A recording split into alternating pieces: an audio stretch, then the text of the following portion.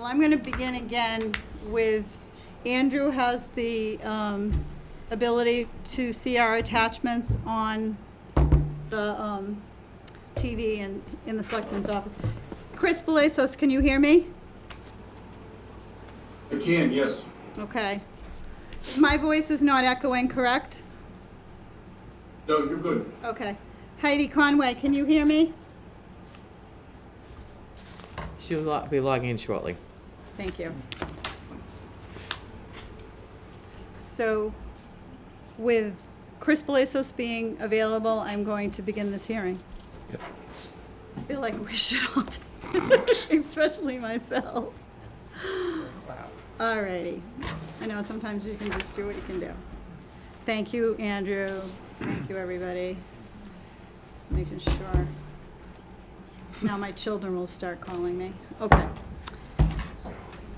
All right, folks, let's try this again. So now it is 7:05, and as you're all aware, this evening we had some technical difficulties. I believe, if we hold our breath, it has been resolved. Don't know how, but it's working. Miracles and miracles. Okay, so this evening is Tuesday, September 14th, 2021. And my name's Lynn Fiddler. I am your hearing officer and your chair for this evening. I need to do a roll call pursuant to our open meeting law and using our remote board members. So as you can see here in front of you this evening, we have Larry Keane, Lynn Fiddler, Steve Feeney, Brian Murphy. Brian Murphy here in the Selectman's office. So we have 4 members. Chris Belasos, can you hear my voice? I can, I'm here. Okay, thank you. We are still pending Heidi Conway on a call-in. So currently, we do have 5 members available to begin this hearing. I'd like to reiterate the importance of using *6 if you're dialing in. So at the point for the public to speak or the applicants, you would press *6 if you're dialing in by phone, and again *6 to mute yourself at the end of that conversation.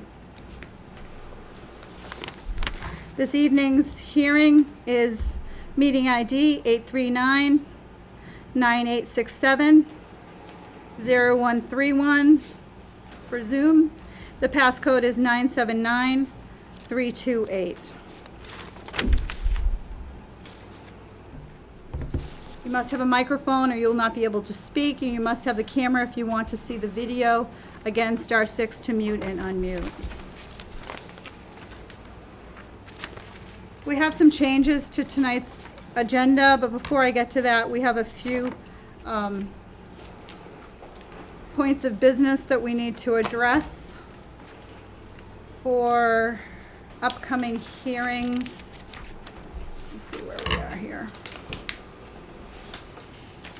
We have case 19-81, which is DJ Sullivan Collision Center, and the applicant had requested this to be its hearing, and they have requested a continuance.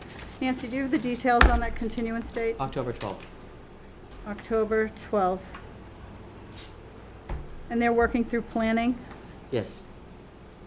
Okay, I'd like to make a motion for case 1981 DJ Sullivan Collision Center for 612 Plain Street to be continued to October 12th. Do I have a second? Second.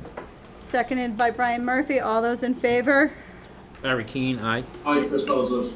Chris, thank you, Chris. Larry's aye. Lynn Fiddler, aye. Steve Feeney, aye. Aye. Brian Murphy. Okay. So Nancy, we're all set to move that to October 12th.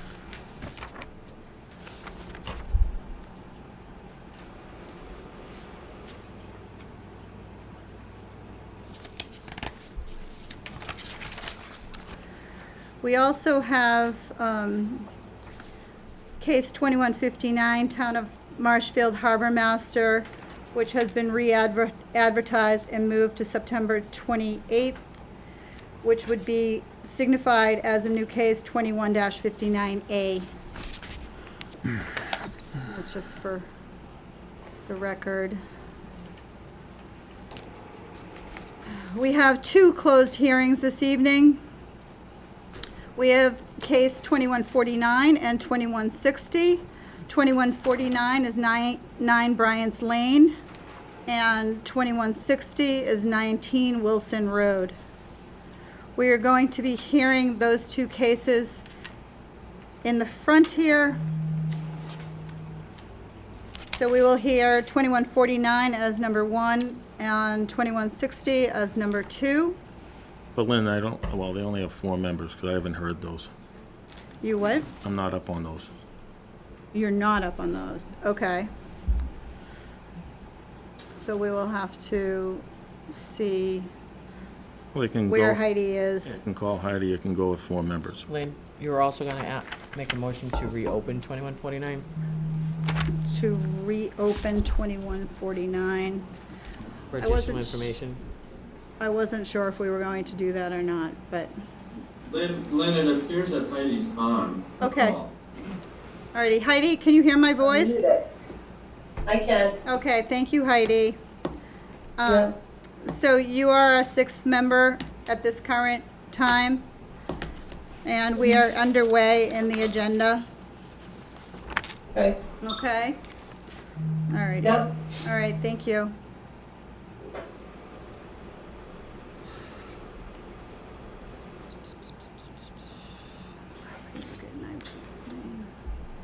Hold on, folks.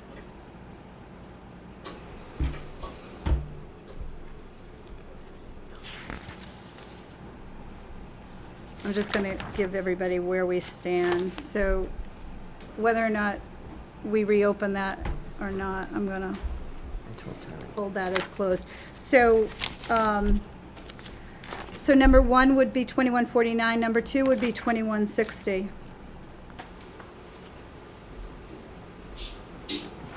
Number 3 would be CJV Automotive Towing Inc., which is 847 Webster Street. And then we are going to go to case 2169, which is 955 Plain Street, and then to American Towers.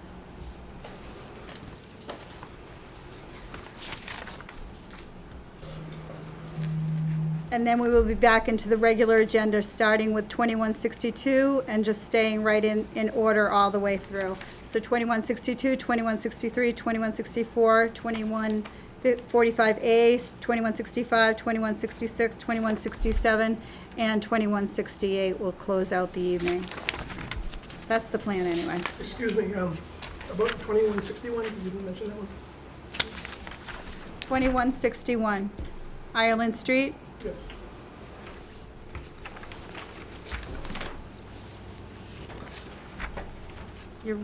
You are correct, I didn't mention that.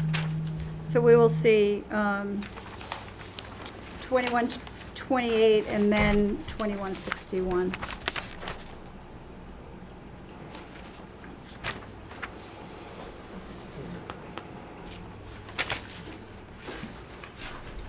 Okay. All right, let's get started. So do we have the applicant here this evening for 9 Bryant's Lane? Yes, his representative is here, Terry McGovern from Sembeck and Taylor. Thank you, Terry. This hearing is closed. However, I was in the process of trying to work through the agenda with our building commissioner, and there were a few things that were brought to my attention. So, Andrew, are you in support of reopening that hearing? Yeah, I mean, if you want to, if the board, wants to hear this information from the Concom hearing, then Okay. I think you should reopen it. Yeah. Okay.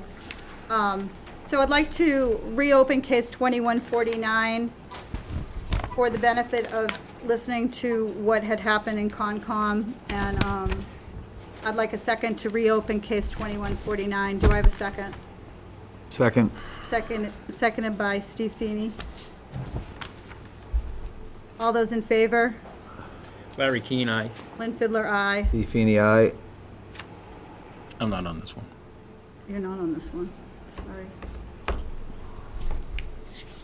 Heidi Conway, Aye. Chris Belisos, Aye.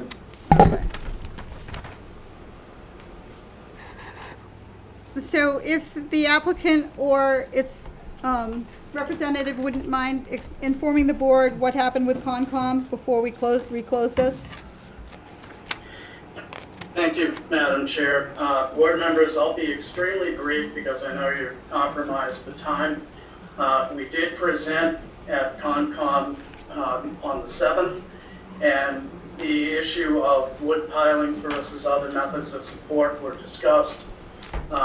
Between those hearing intervals, I spoke with South Shore Pile Driving, the contractor, and as he put it, basically he uses a vibratory system to drive the pilings. So some of the concerns regarding the hammering and the cracking of foundations, if you will, are obviated by that, because he does use a vibratory system, and then uses hammer blows on the last couple of pilings just to take the blow count to make sure it's reached refusal.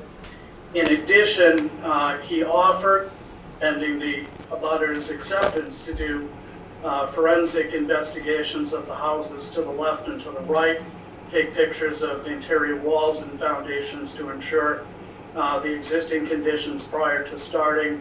And he can also have a seismograph on site if necessary. There was also an ancillary discussion about marking utilities, and I noted to the Conservation Commission and enclosed some pictures to the board here that the site has been dig safe. The gas meter actually has been removed, and obviously being a construction site, services such as sewer and water, et cetera, would be cut and capped prior to the start of any excavation. But the method of approved support for the foundation is in fact wood pilings, and every precaution would be taken to ensure that there's minimal disturbance to the structures next door by both the vibratory method and by placing a seismograph and monitoring as you go along. So briefly, that's what we discussed at Conservation. I won't take up any more of your time. I've enclosed some additional pictures for the record, just showing the proximity. And that was basically it. They closed and they approved and issued the orders of condition. So thank you for allowing me to get that into the record, because I know it was a concern of the abutters the last time. Terry, were the forensic seismographic and the vibratory part of the conditions for Concom? I believe the forensic was in there. He offered it. I didn't read both sets of conditions fully because we literally just received them the other day, but they could be conditioned as part of your decision. Okay, so I have those three, forensic, seismographic, and vibratory as three conditions. Is that how you understood it? That's how I understand it. Yes. Okay, Yep, you can put those in your decision. okay, thank you. Any other comments, Terry? I think that was the main concern That of was the it. board. Okay, very That good. was the main concern. Okay, thank you. Other than that, you're all set. Okay, any questions from the public or the board? Again, press *6 if you'd like to be heard, if you're calling in by phone. I hear crickets. So we are going to move forward and close case 2149. I'd like to close 2149 special permit. Do I have a second? Second. Seconded by Steve Feeney. All those in favor? Larry Keane, aye. Lynn Fiddler, aye. Steve Feeney, aye. Chris Belisos? Belazos. Aye. Belisos, I know. Heidi Conway? Aye. Okay. So we are now closed. I'd like to make a motion to grant the special permit in accordance with 305-10.12, acknowledging that the board has reviewed the stipulations for 10.12 in their review. Also acknowledging that the three points to be conditioned would be the forensic, seismographic, and vibratory, and we will work through the details in the decision on that. Also, prior to this particular job finishing out, we would like to also condition an occupancy permit and an as-built. Correct? Does that work for you? Okay. So that's it. So those 5 things. Any further questions from the board? Okay, I'd like to have a second on the Second. motions I just, seconded by Steve Feeney. All those in favor? Larry King and I. Lynn Fiddler, aye. Steve Feeney, aye. Chris? Aye. Heidi? Aye. Okay, thank you, everybody. Thank you, Terry. Thank you. So for that particular hearing, we have Chris substituting Brian Murphy's vote, and on the next, we'll have Larry Keane, if we are switching out. Okay, Larry? Yep. Okay. So case 2160, 19 Wilson Road, do we have the applicant? Again, Terry McGovern from Stenbeck and Taylor, here for Mr. Hay. Okay. This hearing is also closed. I see no reason to reopen it, but we are in the process of deliberating on this particular hearing unless there's something else that comes to the board's attention. So, does the board have any questions or comments on this particular hearing?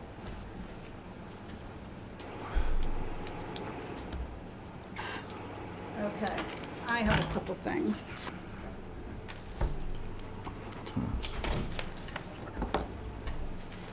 So I'd like to bring the board's attention to the site plan for this particular project, and if Andrew wouldn't mind pulling this up on the screen.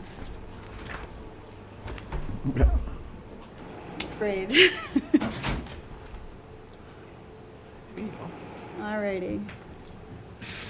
So, you'll see Wilson Road, correct?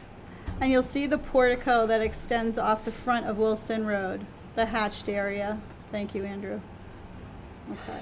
So due to that hatched area off the front of this particular project, the applicant claims he has the ability to go into that setback to meet the 5.9. Okay? Andrew, will you pull up the street and What? overhead if we have it? Yeah.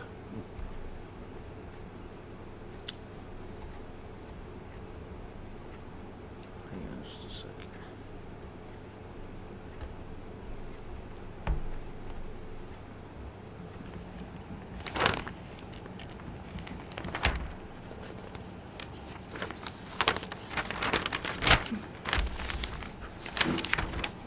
Here, do you want to see what I'm looking at? While he's getting this started. So it was brought to my attention that this portico that's built off the front of this particular house was built into the setback. It exceeds the 10-year. Still working on it. It was built into the setback, and from my understanding, it was built into the setback without a building permit. So the question for the board, and for myself included, is did these folks build their portico into the front setback and now are asking to be rewarded by allowing us to meet that setback to build an addition off the front? And that's where we stand. That's where I need some clarification. So if Andrew maybe would like to chime in and see if Yeah, I I have think it correct or not Yeah, correct. the big concern here is if you look at the neighboring houses, they were all pretty much the same house in this neighborhood. They all pretty much had the same setback on that same side of the street. The one house had the bump out that they put on, so that created a nonconformity that the other structures don't have.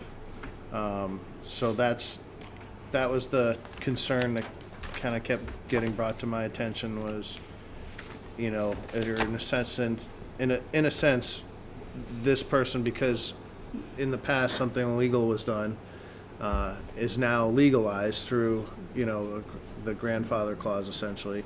And now they're going to utilize that nonconformity through special permit to do an extension.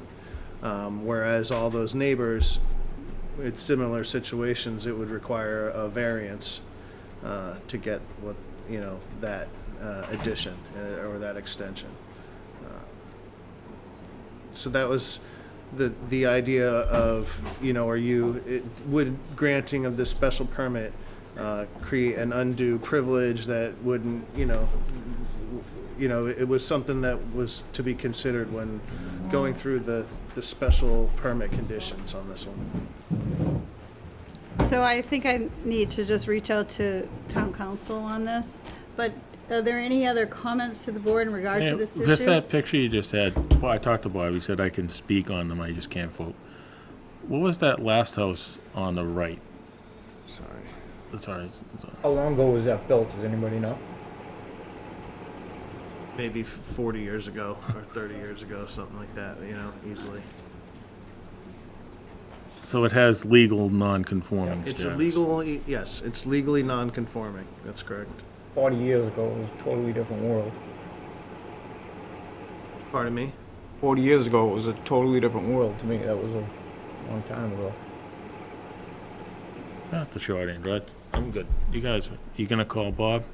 I just was looking at that house, I can't tell the number, because I Which see, particular house?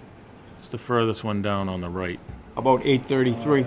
Oh, this that's one on the here. other road. So that actually, that's on Ocean That's Street. on the other, yeah, if you So their zoom out. frontage is actually on Ocean Street. Oh, yeah. So there, But it looks like they're over the line. it does, these, They're not it's not 100% accurate as far as where these property lines are, but if you go by the actual plot plans, the houses on both sides of the street on Wilson have, from the main structure Yeah, they to look similar. they have the same exact setbacks. They're all 15 feet and they all, comply with what the bylaw is,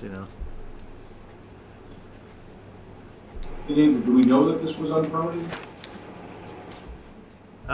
We have no record of it in either our office or the assessor's office, and usually even if we don't have a record of it, if something was done and it had any building permit done since Marshfield's been keeping records, the assessors would have it listed on the property card. Is this the same homeowner 40 years ago? Do you know? Yeah, it's been the same family for a long time. This is just an unusual, this is an unusual situation.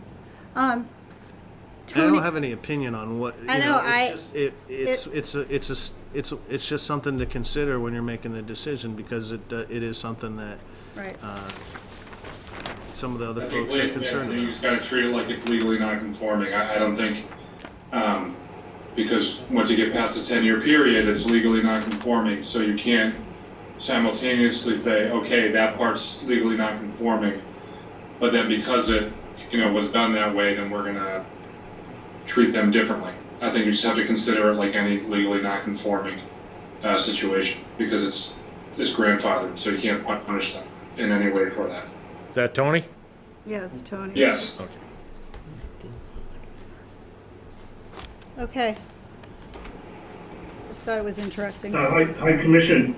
This is Ken Hay, the homeowner, 19 Ken, Wilson Road. I'm sorry, Ken, this hearing is Yes. closed, so unless the board feels that we need to reopen it, but your input, I'm sorry, we're already closed, so we're in deliberation. No worries, Yep, no worries. yep.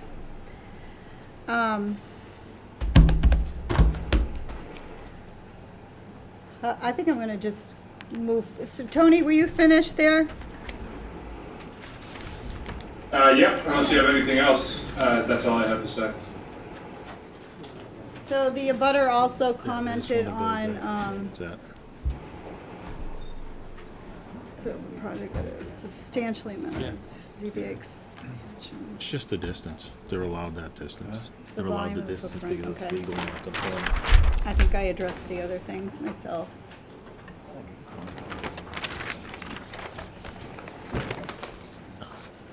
I mean, we don't know if it's legal non-conforming. Are we having a Existing. conversation? Do you need to, like, Asking about Concom.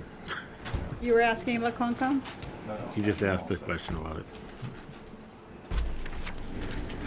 Chris, are you all set? I am, yes. Okay. Heidi? Yep, I am. Okay.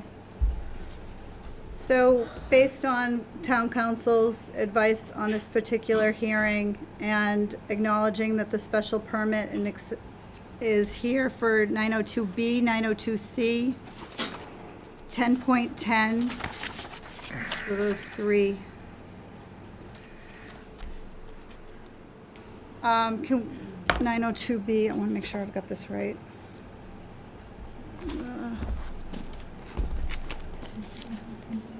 I wish we weren't struggling to get through this quickly. Take your time. 902B, certain non-conforming principal or accessory uses of structures may be extended or altered by special permit from the Board of Appeals in accordance with the procedures established by Article 10, okay? And 902C, any non-conforming one or two family residential structure may be altered, extended, or reconstructed in the use extended throughout the extended, altered, or reconstructed portion, provided that any resultant alteration shall not cause the structure to violate the maximum building area and yard regulations of the district in which it is located. Non-conforming structures may be altered or relocated on the same lot if it makes the altered or relocated structure more conforming with respect to the current building and yard regulations. So we talked about those two things in 902B and 902C are good, and then 10.10, which we all know. 10.10.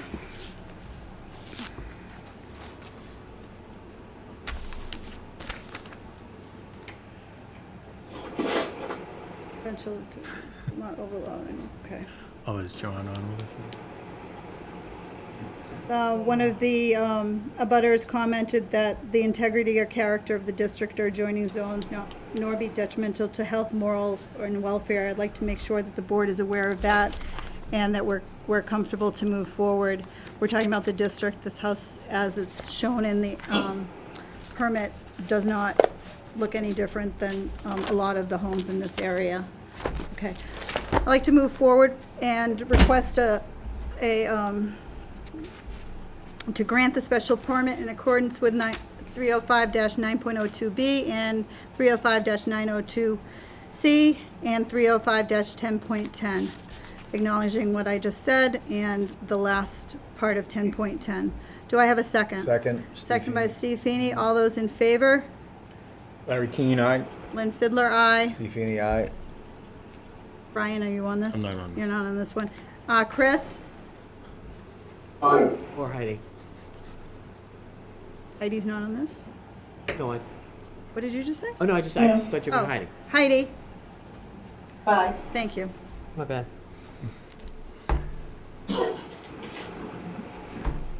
Okay, so 2160 is all set, moving right along. I am recused, so I am going to step out. We're moving forward with case 2144.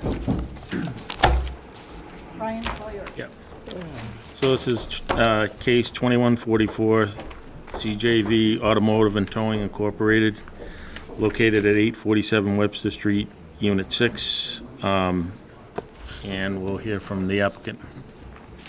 Good evening, everyone. If you may recall, this is CJV's Towing. The controversial sort of issue before us this evening is the accessory use proposed by the applicant for automotive repair. It's the applicant's position that the wholesale transportation use for the towing company is allowed by special permit in the district, and that as accessory thereto, automotive repair is allowed. Hey, guys. Automotive repair is allowed as an accessory use for a consumer establishment, which this is, providing towing services directly to consumers, provided that that consumer establishment does not allow the accessory use to take up more than 25% of the floor area.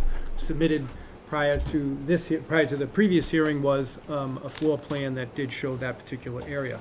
Since the hearing we were at got canceled because of technology, I submitted a memo, which you all should have had an opportunity to read at this point, and the applicant has, we also provided some information relative to the percentage of the business, but I did want to point out that the bylaw does not require that as far as the applicant's, an element of the applicant's application for this particular accessory use. The bylaw is very specific. It talks specifically about floor area.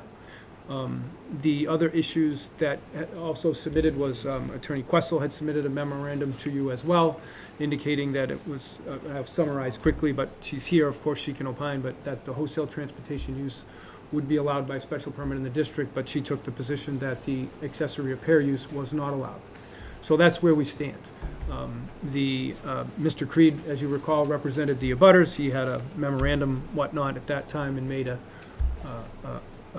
presentation on their behalf. He's also taken the opportunity since the last continuation to submit a memorandum further in support of the opposition, in that he has a hypothetical of sorts relative to live entertainment. Well, his hypothetical is not on point or misplaced in this regard because it doesn't assume that live entertainment is listed as an accessory use. We have repair as an accessory use in the bylaw for consumer establishments.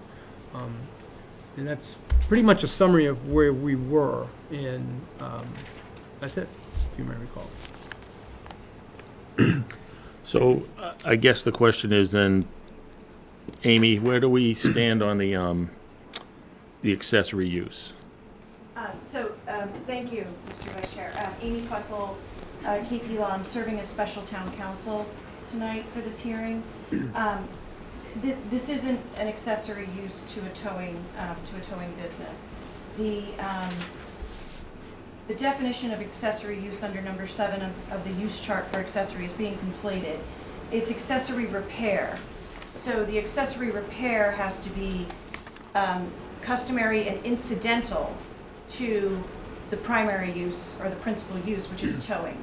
So if he was repairing his own trucks, perhaps that could be considered accessory. But in this instance, it's not incidental to this business. Further, one of the things that was, well, first of all, a couple corrections from Attorney Guard. Mr. Creed represents the condominium owners. He doesn't necessarily represent the abutting property, I don't think. I'm not sure exactly. But, and then the other thing is that there's also, in the evidence that was provided to the board, there's a picture of outdoor storage of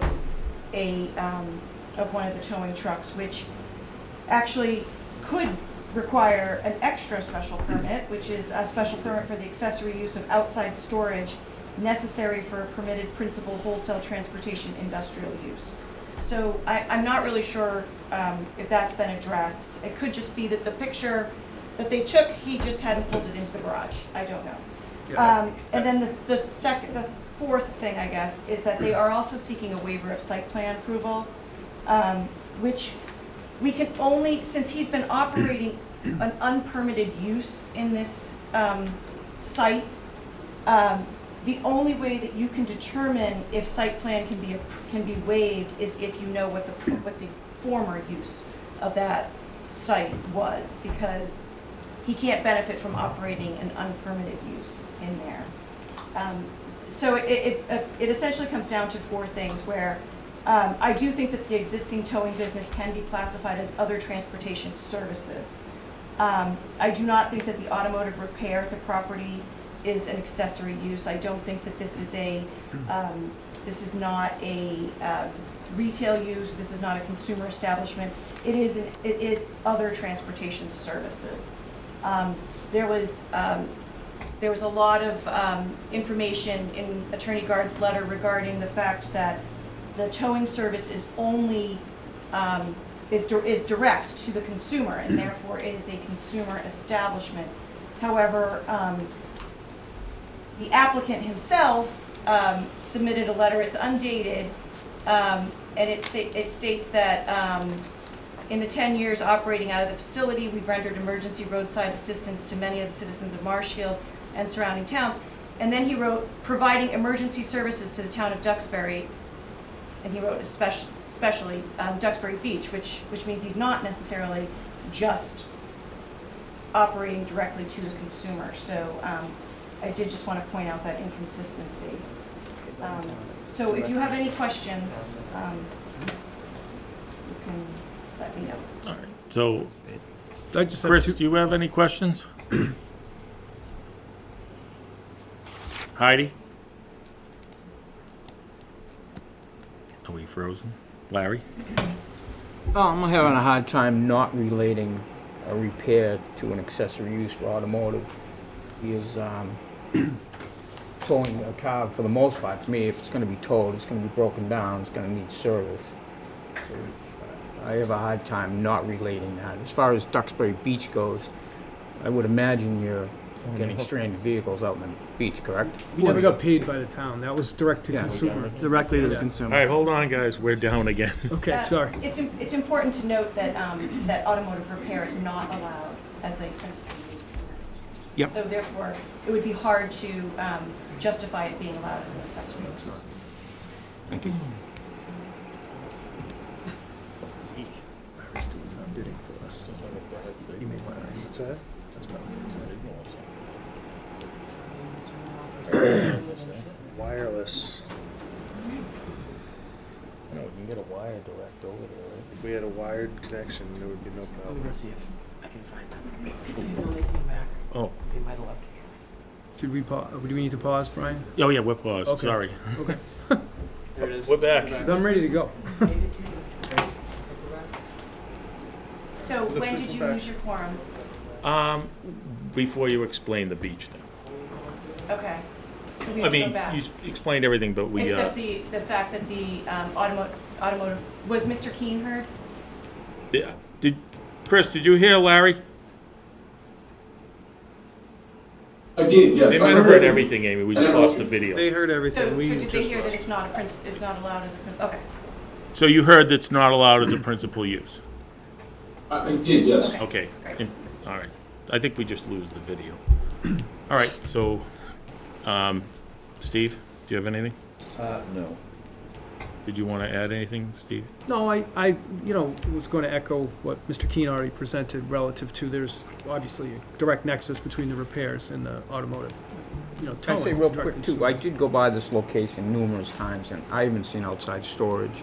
Well, I I was think gonna one of address the that. particular Well, it's just in the photos- picture, so. Yeah, the Yeah. picture of the Wasn't it- truck was just happened to be a picture of his truck. We don't Sure. have any proposal to store anything outdoors. Yeah. That was Because not. I've purposely gone down Yep. there after business hours and it's Yeah, been we don't store anything outside. I Nope. mean, I think to reiterate to you guys, to the board, I'm a one-man show.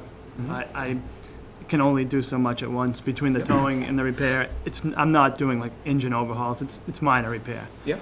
To vehicles that do break down, if, somebody's broken down on the side of the road in 139 and we tow, they have a flat tire, I think it's only necessary. We try to, render repair to that as an accessory. So you're mostly rendering emergency repair to get them up and Yeah, running? off there's to their no engine, primary- I mean, if anybody has gone by the site, it's a small, Yep. garage, there's no engine overhauling going on, it's minor repair, it's Yep.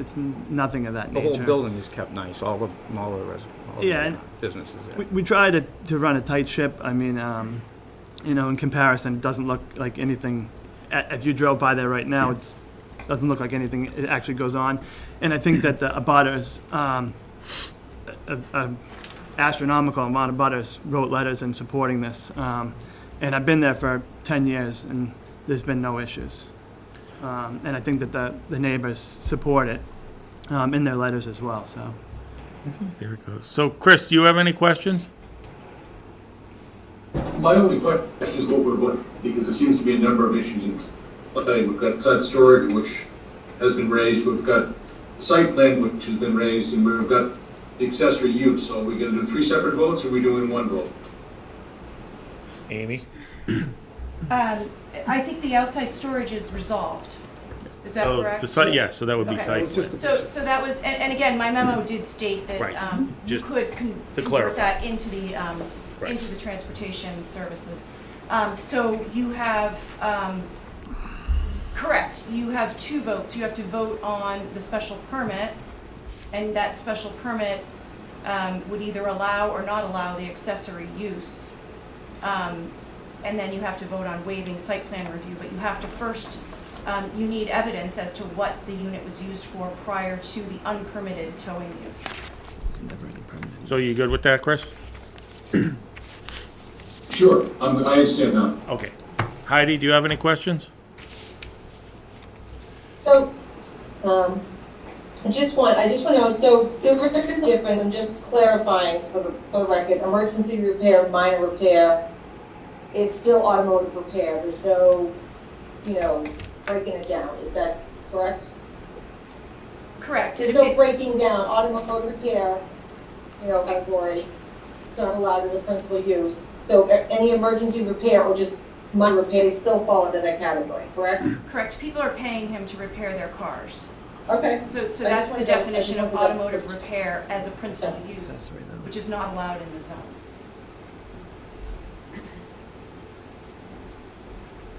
You have nothing, Steve? No. The audience, does everyone want to speak from the audience on this?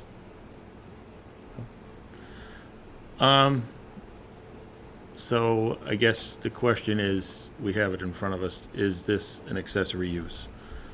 So, Steve, you have nothing else to add? No, I think that the fact that this is not a principal use in the district doesn't really matter. Our bylaw says repair accessory to a consumer establishment. This is a consumer establishment that's wholesale transportation, and there's no better nexus to that than fixing the cars that they tow in there. So I don't think this is a full-blown gas station where cars are coming in off the street. They get brought in, they get fixed, and then they get put back to the consumer. That's why it fits, in my opinion, under the bylaw the way we have it. Just because automotive repair is not allowed in the district, I don't think that is meant to prohibit accessory repairs, like this. It's a small, limited basis. That's why accessory uses are allowed in our zoning bylaws. I think that this is the right fit for this particular application. Anything bigger than this, it wouldn't work. It's not a gas station. It's not a service center. It's not a Joseph's, can't think of the Marshfield equivalent, but, Joseph's Pontiac. It's literally one-man towing show, one man fixing cars, and they go back out on the road. It's accessory to the towing business. So that's the best I can do. Amy, do you have anything to add? Again, it has to be incidental and subordinate to the primary use. The primary use is towing. So there's towing companies that do not repair cars. A towing company does not automatically mean you repair a car. So if you had an oil company with 56 trucks, you could repair those trucks as an accessory because you could have automotive repair. It's incidental and customary to repair your own trucks. Other than that, I don't see it, but that's my opinion. Okay. But I think in the residential district, I can work on my own car. I don't think that analogy applies. Because I'm sorry. You know what I mean? Like, this is when you're talking about an oil company repairing their own trucks, that's not a service they provide to the consumer. That's not a service they provide to the public. That's a service that they provide to themselves. And that would apply to him if he was working on his tow truck. But the bylaw allows for accessory repair in a consumer establishment. So that's why I think this works in this instant. And it says accessory repair, not accessory automotive repair. And It does, correct. Mr. Guard was actually just arguing for two principal uses, which is not allowed in your bylaw. When they say accessory repair, what would they mean then? Yeah. For example, if Shaw's needed to fix their forklift or Yeah. something like that, that's accessory repair to a retail use. Okay. If something like that, That's it's their own not forklift. to have people bring their forklifts in, pay them to fix them. Yeah. It's a business. It's a second business Yeah. in one bay. It's two businesses. Yeah. I'm still having a hard time not relating an automotive transportation not being a retail type of business. That it's not like he's doing just wholesale for Quirk. He's in front of us tonight for Even if Quirk it were Automotive and just retail. doing strictly wholesale for him. Happen to be well versed in the automotive business. I know numerous tow companies. I can't think of one that really doesn't do any repairs on their property. They probably don't get into doing major repairs, but if someone has a flat tire, a broken tie rod, whatever, they'll get them up and get them running, you know? If somebody's, Right, they're probably in a As- zoning as- district and- that allows for automotive repair. but And if then we're allowing one, it's gonna be an accessory too. That's where I have my dilemma. If he's gonna be allowed to operate an automotive transportation business, I just can see this being an accessory use to it, in my view. It's a transportation business, it's not. Automotive it's not- transportation, Right, but it's correct. not repair, and they're looking, their definition, under your bylaw, under number 7, it's accessory repair and storage facilities, it's not automotive repair. Again, I stress the fact that automotive repair is not allowed in that zoning district. So why would, if the principal use is not allowed, why would it be allowed as an accessory use? And I think that's where the representative of the owner of the, or of the condominium association, I think that's where he had that analogy regarding a bar and entertainment, et cetera. But if I have a hypothetical, if I sold lawnmowers, then on a retail establishment, under the retail district, in my opinion, a consumer establishment, he or she would be allowed to dedicate 25% of his floor area to repair the lawnmowers that he sold when they come back. That's not a lot different than here. Appliances, there's an appliance place here that sells appliances on 139. He repairs appliances. He sells appliances. He doesn't only repair his appliances from his house or his own lawnmower. Those people, they take in stuff to repair. I think that's what this bylaw meant, was that retail consumer establishments would be allowed to service the things that they sold or the services they provided. So that's what we're doing here. That's what we're asking you to approve here.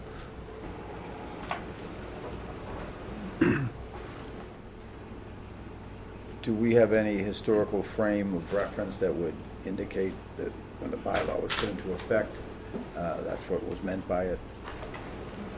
I don't have any specific examples, Steve. I don't. I mean, I can only say that I know that there's that appliance store. I believe he sells and repairs. But I can't say for sure. It's not fair for me to say. I've never had the experience to do that. I don't live in Marshfield. I live in Situate, so I don't have any Marshfield experience on that. But, yeah.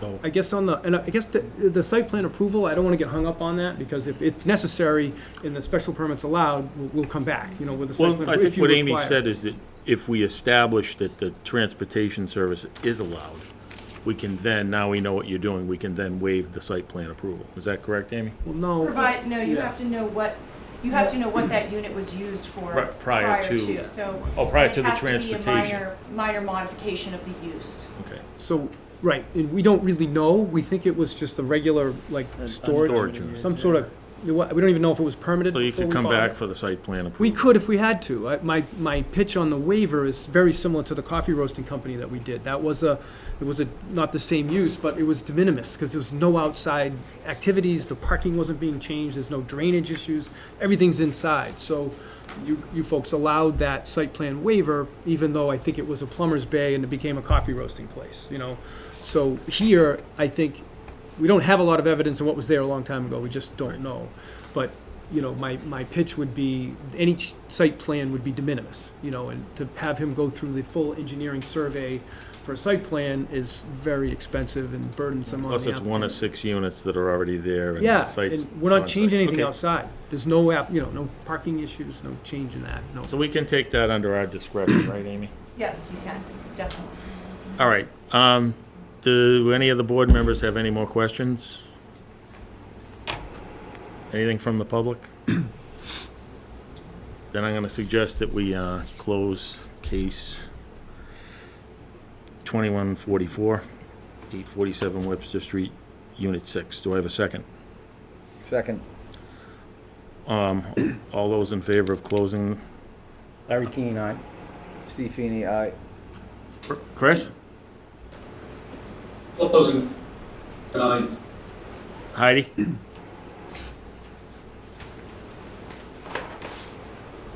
we lose her? Was she recused? No, she's on this. No, I'm sorry. Okay, should I? Aye. Brian Murphy, aye.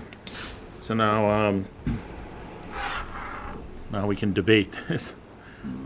So Chris, how do you feel about it? Heidi, do you have anything to add, how you see this? I don't see any.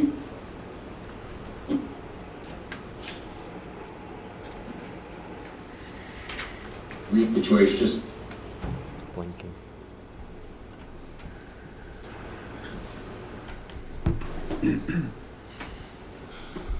You cut out on us, Chris. I said I'm fine with waiver on the site plan, no Okay. issue there. I agree with town council's read on the balance, I don't think it fits the accessory use. Heidi?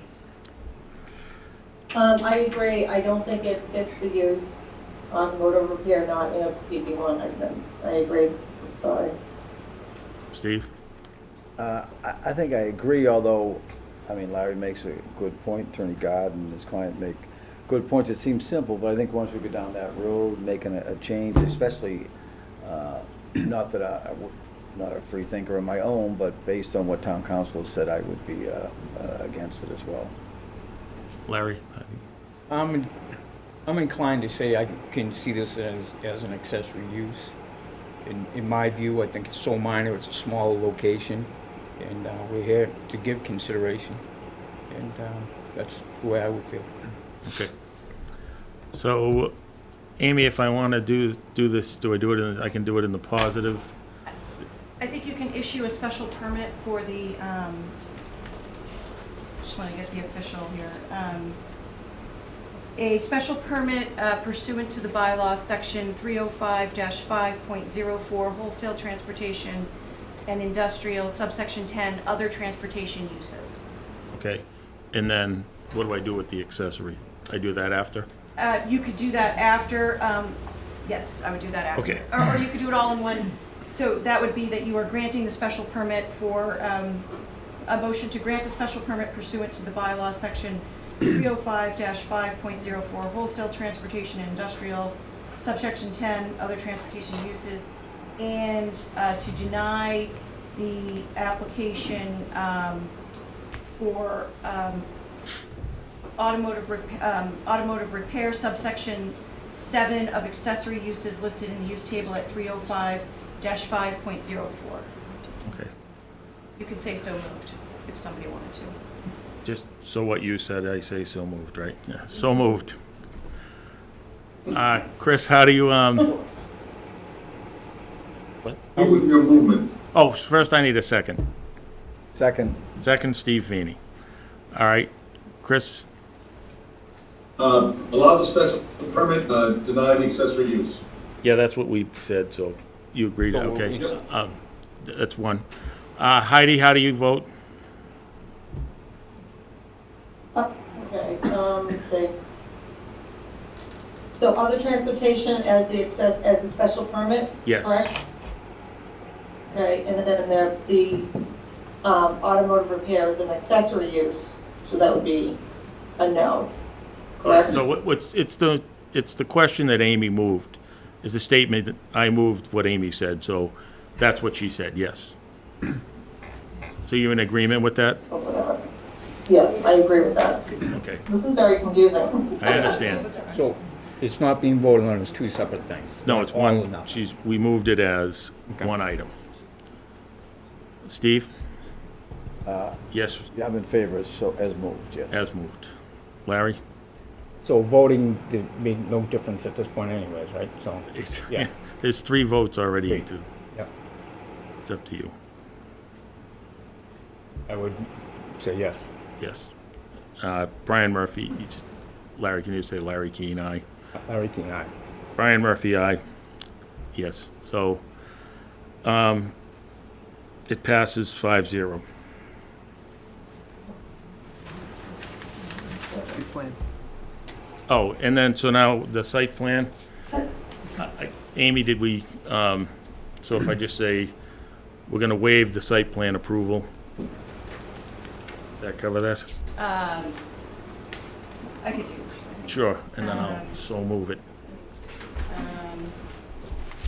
Okay, so make a motion to waive site plan approval pursuant to the zoning bylaw, section 305-12.02. So moved. Do I have a second? Second? Second, Steve Feeney. Chris Belzos? Aye. Heidi Conway? Are we flickering again? Hello? It looks frozen. Heidi? There's a picture up. Is Chris moving? Chris isn't moving. I think it's frozen. Chris, can you hear us? No, it's frozen. And yet, Now they're back. I can hear you guys. Okay, go ahead, Heidi Conway. No, nay. You're not voting for site plan. Okay, No, I don't think it's gonna be waived. okay. Larry Keane? Aye. Steve Feeney? Aye. Brian Murphy, aye. So that passes 4-1. All right, so that's it. Thank you. Thank you. Thank you. Someone want to go get Lynn? Brian Murphy. You're welcome. I think she'll know when CJ was. That's what she said. So moved. That's what she said. I don't know what she said. What's it? Well planned. Recess for Andrew to Straighten this out. I'd Heroes. like to make a motion for a 3-minute recess. Do I have a second? Second? Seconded by Brian Murphy. All those in favor? Larry Keane, aye. Lynn Fiddler, aye. Steve Feeney, aye. Brian Murphy, aye. Chris? aye. Heidi? Aye. Okay, everybody stretch because we're going to be in this for a while. Oh, no, I used to sit here because I didn't want to be on camera. Sure. Yeah. I can move down. I don't need a lot of work. Okay, let's call this meeting. We had a short recess. It's currently 8:09. And we are going to hear case 2169. Do we have the applicant here in front of us? We do. Yes. Okay, I am going to read this into the record. Case 2169, Quirk Cars, Inc., DBA Quirk Kia South. The petitioner is seeking site plan modification to renovate the exterior of the existing building and a de minimis modification of the parking configuration to allow for an open covered canopy service reception area and updated exterior siding on the property located at 955 Plain Street, which is further identified on the assessor's maps as being on parcel C100204A and is located in the I-1 zoning district. If you would identify yourself for the record and tell us your plans for this project. Hi, I'm attorney Steve Gard. I'm here for Quirk Cars, Inc., doing business as Quirk Kia South. We're proud and thrilled to present to the board this evening a minor modification to the site plan for the new Quirk Kia dealership at 955 Plain Street. The dealership is undergoing current renovations with a valid building permit issued by the building department. So the two elements that this evening that we want to make sure that we don't miss, one is the siding that we are proposing that is shown in the renderings, as well as already up on the side of the building, is metal. It was believed that it was a simple enough exchange from a metal siding to a metal siding, but I took the approach that let's, belts and suspenders and make sure we get it right, so I wanted to have the siding before you this evening from a site plan perspective. The more significant site plan change, but yet still minor, is if Nancy, Andrew, could you put up the site plan that shows the herringbone parking into the service area? And AO, which is the this cover one sheet here, that or- shows the picture of the Yeah. building. So if you recall, this particular dealership has, if you're facing the dealership to the right, a service bays where the cars go in to go to the overhead lifts. And what we're proposing to do is essentially keep the area where these two service bays are accessed. We're just putting a canopy over them so that when the customers come, as many of you probably have experienced, dealerships, they actually have overhead doors where you pull into this little area so you can get in and out of your car in inclement weather without getting wet or snow on you, and then they take your name, keys, and check you in. So basically, that's all this is. Sorry about the picture, but we are swapping out a few parking spots that were, I think it's 2 service and 2 customer spaces, but we're still gaining 3 spots underneath the canopy anyway. So there's 3 under the canopy, and then, of course, they move into the service area, which will I'm look, going to stop you for a Yeah. second, just so the public knows. Okay, It's up we're to- up. Yeah, there we We're go. up. Perfect. Okay. so, Everybody could hear everything and see everything that you just did. Yeah. But the people in this So room this- could not. So this is the overhead architectural floor plan for the layout. The only change that we're making is that area where the 3 cars are, right there where Andrew's cursor is. That is looking through the canopy down to the ground. So those 3 cars would be staged to, take your information, get your keys, and walk you into the lobby waiting area while your car is moved into the bays for service. It will be an open covering. It will not be enclosed in any way. There will be landscape islands to the, I guess you call that the top of the picture there, that will prevent people from inadvertently entering into that area with their automobiles. So if you go to the site plans, Andrew, I can show you I don't think does this one have the site plan? Even though this file is called site plan, I think I named it site plan, it's not. These are existing. Yeah, that's the previous approval. So I provided the previous approval from the board when we got it permitted years ago, and then I also provided the latest approved site plan. Yeah, so if you look at the area where the dark shaded area that says service reception, that is the canopy essentially that's being proposed. And then you'll see how the herringbone parking spaces, they've been backed up a little bit. They used to go all the way to the edge of the building. So in the application and the findings form, I have identified the number of spaces that are being swapped out. I think it's a net loss of 2. I don't even think we need to go to the selectmen to modify the dealership license, because I don't think they're display spaces. They were like customer parking and 2 customers and 2 service parking, so.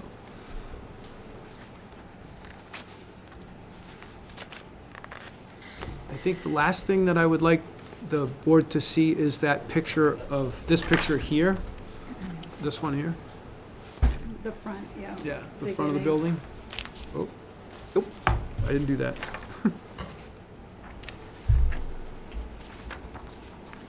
And when I sent it over, that was called Service Canopy Pick. If that's what Nancy saved it as, it might be the one.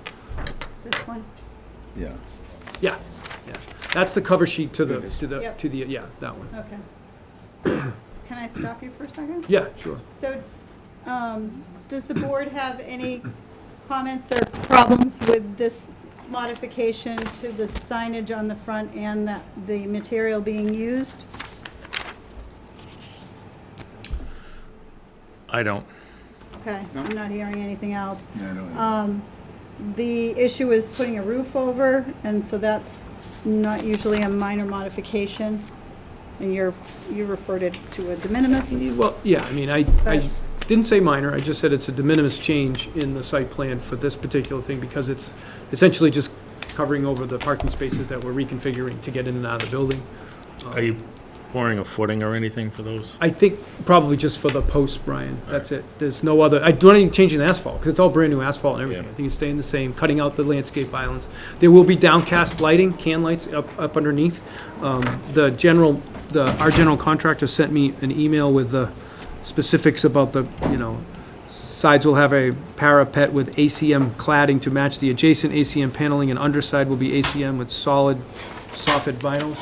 This means something to Andrew. I don't know what any of that means, but it was important for him to tell me that.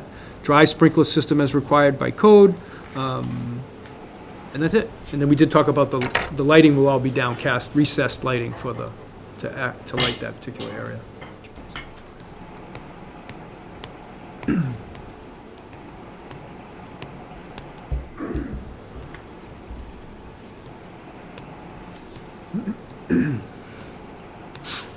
I guess for the record, I should probably. So we have this is a written lease. We have that. Yeah. This is in the WRPD. The only part of the WRPD is way out in the front in the corner, and we purposely never touched that spot. It's literally like a triangle, way out Right, front. I recall. So we don't have to do anything with that. And it's not in any resource areas that are buffer zones, resource areas relative to wetlands. And it's also within the squared-off footprint of the existing building. If you were to square it off, obviously. We're not extending it in any way. So you don't, do you have the landscape island identified on your plan? You'll see it on the renderings, I think, will show, I didn't see it. I think the architect has the landscape area. Recessed cans and pucks are proposed under the canopy and will be downcast, okay. Yeah. I don't think we've identified the plants or anything in there, but we have to do something to buffer the people. We don't want people coming in sideways to the area, though. So that was what was proposed. So for the record, all of these pages that were submitted, are they new to this permit? I don't even have my glasses. All of, Or this, are they existing, part of the pre-existing no, the only thing. decision that we have? So what I submitted was the previous site plan that was approved. Yeah. And then I just submitted the old decision so that you guys had that for Yeah. reference. Yep. When I've done these modifications before, I think we've always gone from the site plan approval and the site plan itself, and then changed from there, like when I did Marshall's.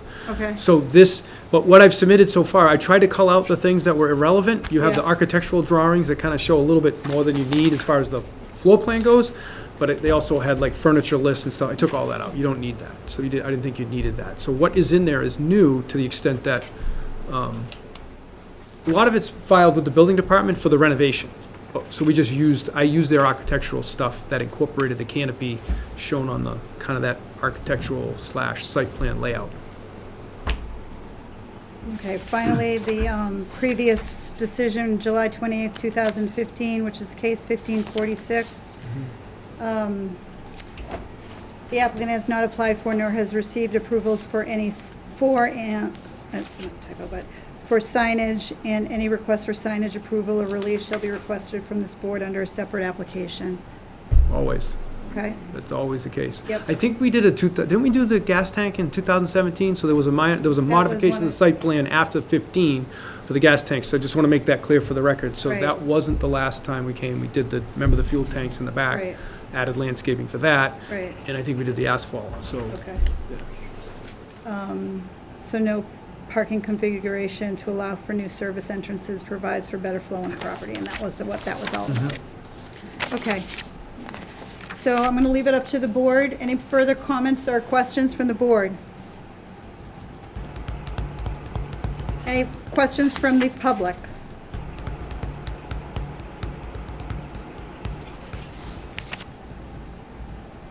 Is the board comfortable closing? Alrighty. I'd like to make a motion to grant the site plan. To close. I'm sorry, to close case 2169. Do I have a second? Second. Second by Brian Murphy. All those in favor? Larry Keane, aye. Lynn Fiddler, aye. Steve Feeney, aye. Brian Murphy, aye. Heidi Conway. Aye. Voted 5-0 to close. Audio's over there. Any deliberation on this? How do you feel about the insubstantial change on the roof?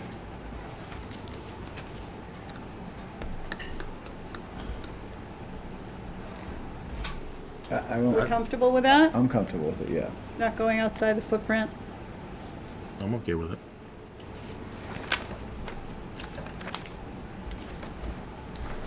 Heidi? Yeah, they're adding a roof. They're referring to it as a canopy. Yeah. It's a roof. And so, we think that Insubstantial, De minimis. de minimis. I'm not sure I agree with that. Does Bob have an opinion? By way of clarification, I didn't apply a just a de second. minimis or a waiver. We asked for a Just a site plan second. amendment. That Just a was by way of clarification. We're Madam frozen. Chair. I just called it de minimis. My opinion. Just a second, we're having technical We're having difficulties. technical difficulties again. Hold on, everybody, we're having a technical glitch. Glitch guy's here. Sorry to put the sound out from here. I went over here and just make sure that was all plugged. Heidi, can you hear my voice? Haven't done it Absolutely, I anywhere can. else. Thank you. So we can keep rolling. So I'm going to keep rolling. We're in the process, we are still in deliberation for case 2169. Yep. Okay? Yep. So we're here for site plan modification to renovate the exterior of the building. Right. Not de minimis. Yep. Okay, there you go. Yep. I'd like to make a motion, we need a vote of 3 for site plan modification. I'd like to make a motion to grant the site plan modification, Second. Okay. seconded by Steve Feeney. All those in favor? Larry Keane, aye. Lynn Fiddler, nay. Steve Feeney, aye. Brian Murphy, aye. Heidi Conway? Nay. So we have a vote of 3 to 2, and this site plan passes. Thank you. You're very welcome. I didn't mean to confuse everyone with de minimis. It was an application for a site plan amendment. I just called it de minimis. That was my, That's It's hard to Concom's say. term, not ours. that was What'd you just, say, Concom? I wasn't trying to like call it a de minimis change. I was just saying it's, you know, my opinion. We're good. What- We're good. Okay, so now we're moving forward into American Towers LLC. Okay, Heidi.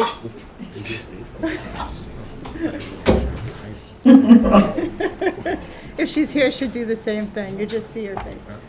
I didn't know I just did that. All righty. Live and learn.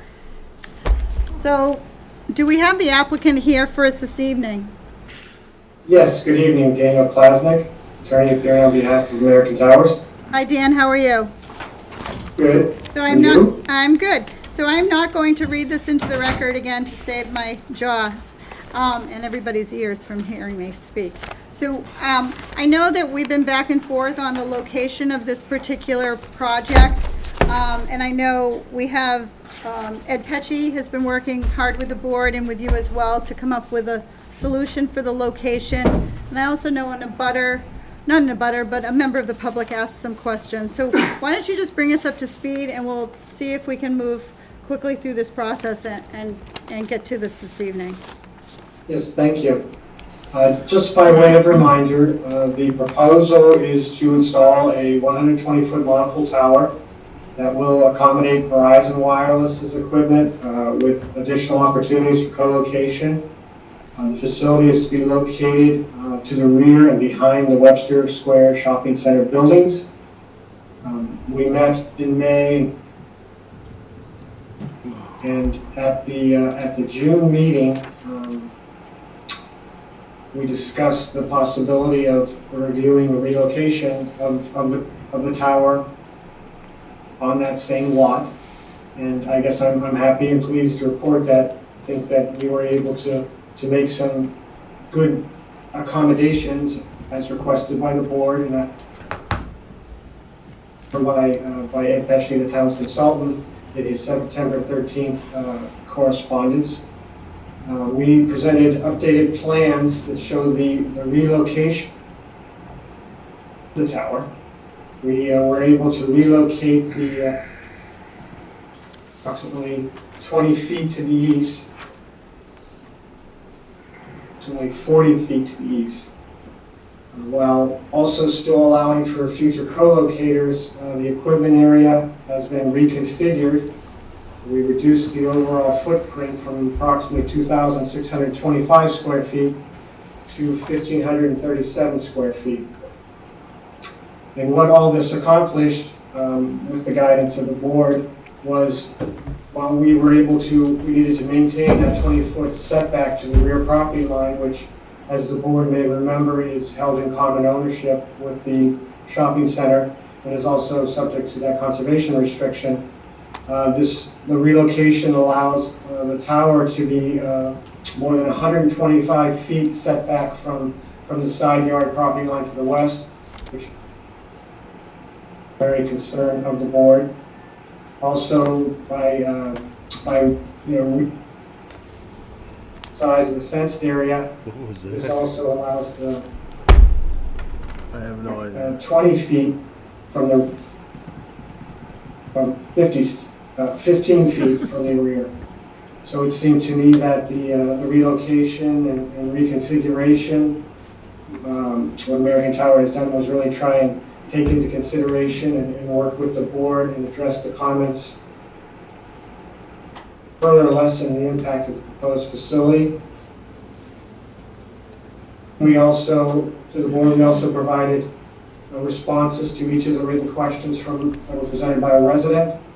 And we further supplemented those responses to further clarify as requested by the town consultant. So once again, I think we were very responsive. So I guess I would just submit to the board that American Tower has really tried to work with the board and related to every aspect of the telecommunications tower. We had in the previous hearings obviously gone through all the requirements for the telecommunications facility, the efforts that were undertaken to arrive at this particular location, the need for the facility. So I think we wrapped all that up, and really what we were talking about was, is it possible to move the tower further away from that one property line, which is what we've been able to accomplish. So, and I think we established with clarity, and I think this was supported by the town's consultant, Mr. Cav, that our due diligence was undertaken in looking at alternative sites, and that this will provide improved and coverage and capacity really in this area.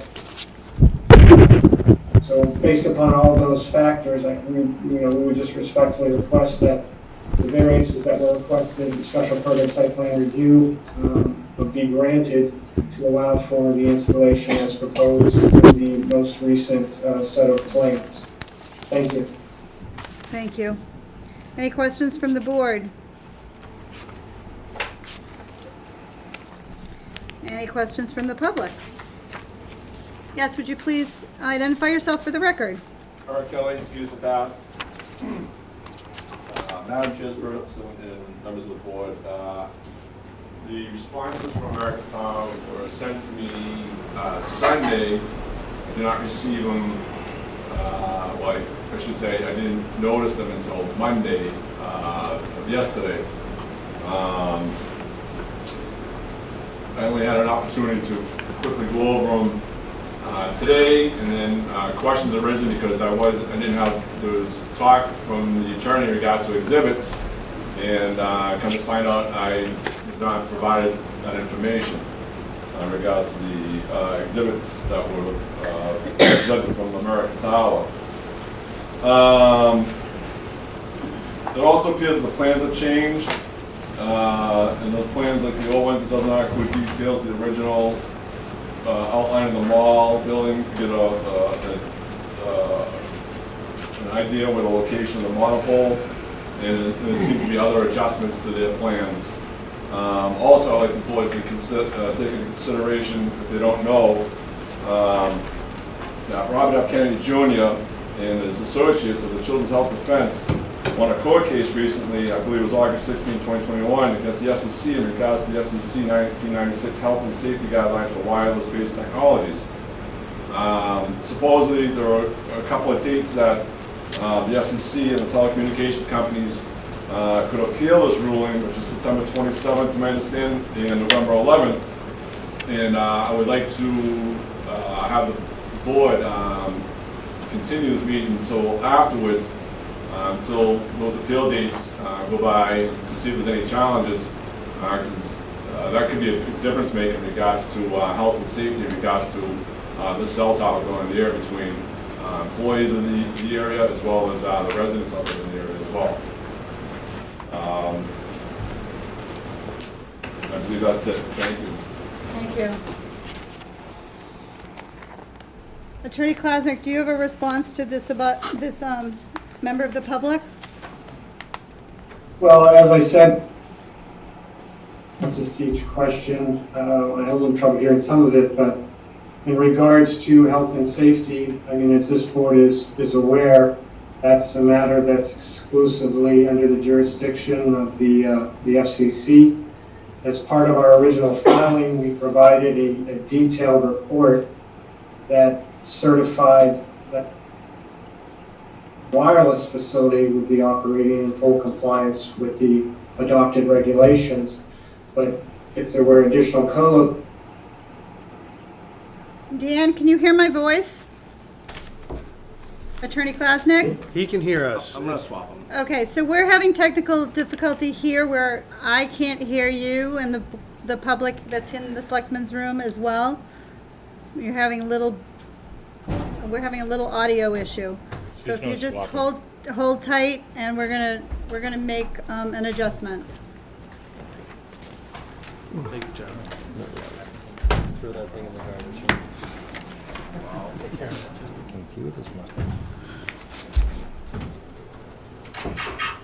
No, it's right there.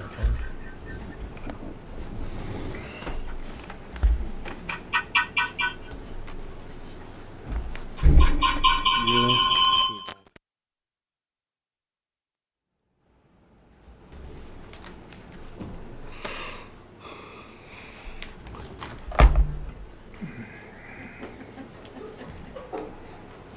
Can anyone hear me on Zoom? Heidi, can you hear my voice? Attorney Klasnick is back. Yep. I can hear you. Okay, Attorney Klasnick can hear, Heidi, board member can hear. We seem to Can be you hear okay. me? Yes, I'm gonna have you reiterate what you were just in the process. You were talking about the health and safety and FCC and your detailed reports. Yes, thank you. As I had stated, we included with the application as an exhibit, a health and safety radiation study prepared by Donald Hayes. And in that report, it certifies, based upon the calculations that were undertaken, based on power levels, transmitters, that not only would the Verizon wireless facility be fully compliant with the FCC regulations operating from this facility, but a fully loaded telecommunications tower with an additional co-locators would also be fully compliant. And that, I think I was suggesting, as this board is aware, this is a matter that's really within the exclusive jurisdiction of the FCC. And having provided a report, we satisfied the requirements to certify to this board that the facility would be fully compliant. So. Okay, thank you. The member of the audience also commented on not receiving some of the plans ahead of time. I'm just trying to identify which plans had changed. I'm going through and I'm seeing that you have authorized them and date and stamped several of them as September 9th, 2021, authorized by EOR. Yes, there was, the first sheet would be C101, and then there were other sheets that were updated to reflect the relocation I discussed. Yes. Okay. All right, so we can move forward from that. Also, for the record, we referenced the memo from Ed Pecci, and I'm looking for that here. Got it right here. You have it? I've got it. Dated September 13th, 2021, and Ed is our engineer, and he's made some recommendations for conditions to be added to the existing conditions that we've worked on in the past. So I'm going to just read those to the board while perhaps Andrew could pull up the previous decision for Union Street, perhaps? Or no? I don't have that. Yes. I don't think it's the way. I saved it in the,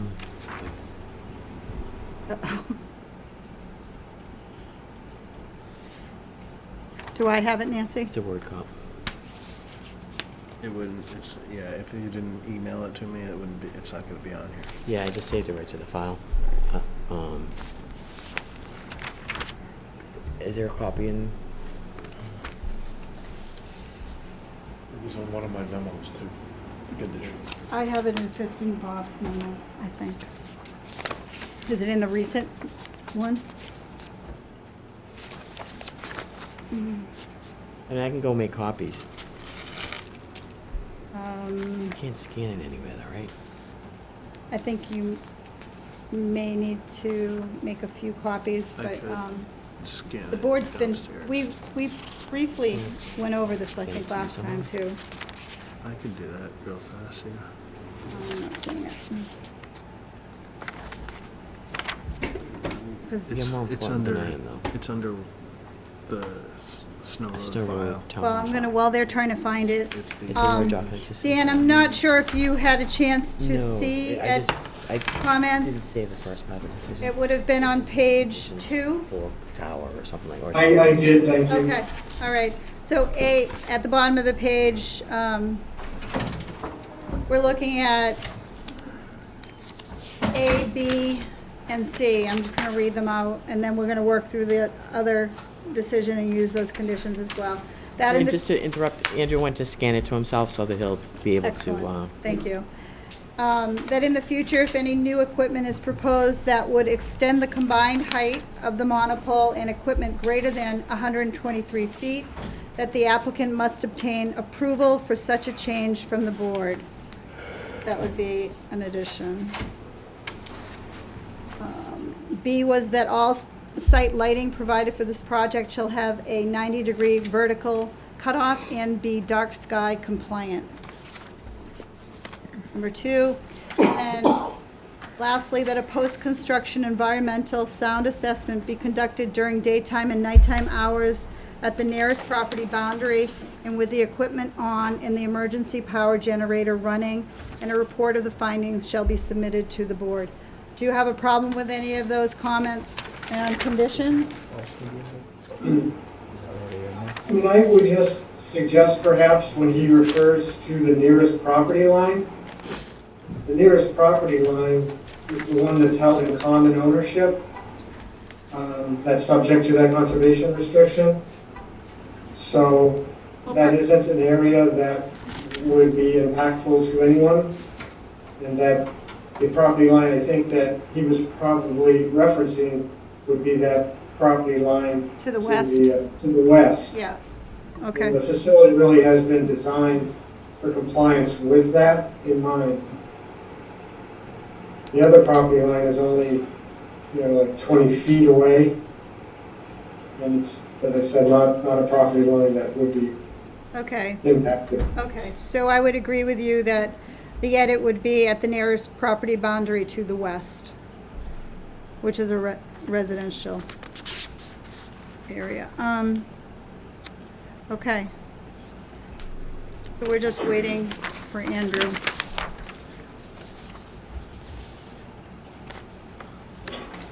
Oh, you just brought something else to my attention right now.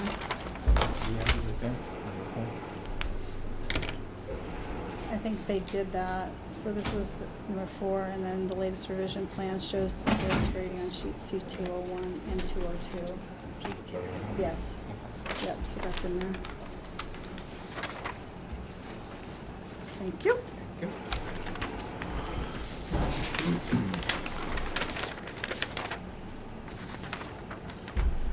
Also, for the record, we have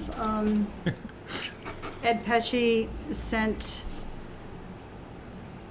an email directed to Nancy on updated engineering review dated September 13th at 10:06. He feels that his comments have satisfactorily been addressed with the recommendations as shown.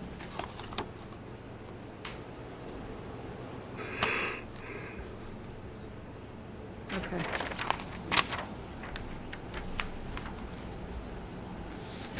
Things going crazy now.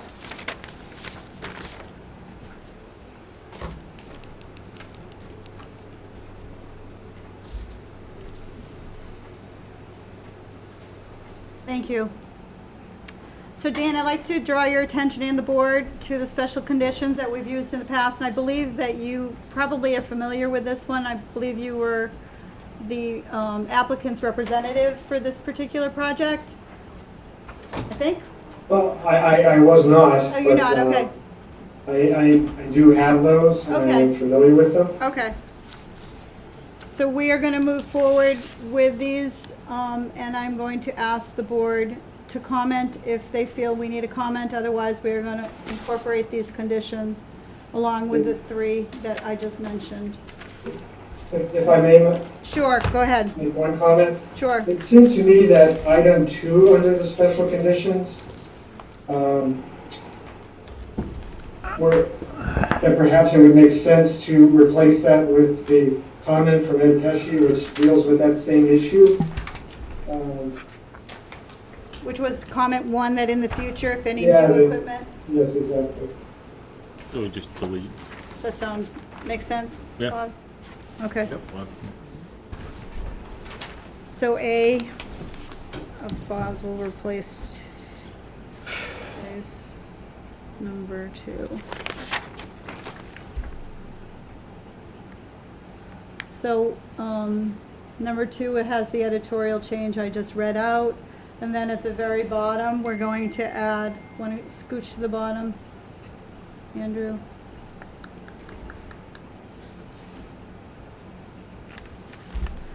Is that the last condition? 16. Okay, so number 17 will be that all site lighting provided for this project shall have a 90-degree cutoff, dark sky compliant. And 18 will be that a post-construction environmental sound assessment be conducted during daytime and nighttime hours at the nearest property boundary to the west. All right? I'd like to make a motion to close this hearing unless there's further comments from the board. Madam Chairperson? Yes, sir. I know Mr. Fosdick was saying that the following FCC regulations, like I said, going to that court case that R. Kennedy won, those guidelines are being challenged right now. And on top of me not having time to review the material they sent me, the board should seriously consider these the guidelines that are being that were challenged and the court sided with Robert F. Kennedy Jr. In regards to the wireless technology and its impact. So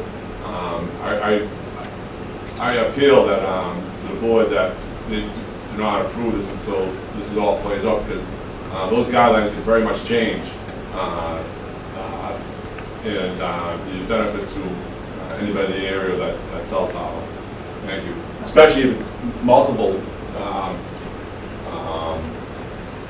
collated on there as well. That'll make a big impact. Okay, thank you for your input. I'd like to make a motion to close. Do I have a second? Second. Second by Brian Murphy. All those in favor? Larry Keane, aye. Lynn Fiddler, aye. Steve Feeney, aye. Brian Murphy, aye. Heidi Conway. Aye. Okay. How does the board feel on going to a vote, or do we want to continue and deliberate another time? I'm good. We're good to go? Okay. I will start by the member of the public had just requested that we wait, if we waited for hearings and court cases, I think that puts us in a predicament. So I'm leaning in the direction of going forward with this case and letting the FCC and the courts decide for themselves what will happen, and let this board move forward with this hearing. If anybody feels like they want to add to that topic, I'd like to hear it. I don't. Okay. Bobby, you good? I'm good. Okay. All righty. So,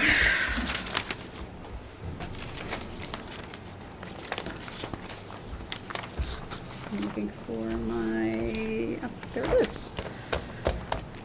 So I'd like to make a motion on behalf of the ZBA for the, second here, site plan approval. We'll start there. Under 305-12.02. To grant the site plan approval with the, what did I say, 18 conditions outlined by the board. Do I have a second? Second. Seconded by Brian Murphy. All those in favor of granting the site plan approval? Larry Keane, aye. Lynn Fiddler, aye. Steve Feeney, aye. Brian Murphy, aye. Heidi Conway. Aye. Okay.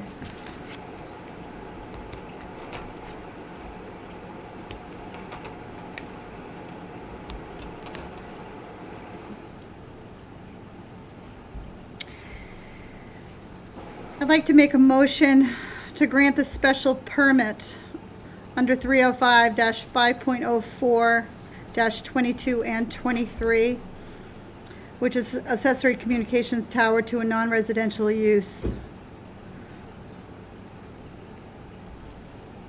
And 305-10.10 and 11.12. Subject Do to I have, conditions, right? subject to the conditions I outlined, 1 through 18. Do I have a second? Second? All those in favor? Larry Keane, aye. Lynn Fiddler, aye. Steve Feeney, aye. Brian Murphy, aye. Heidi Conway. Aye.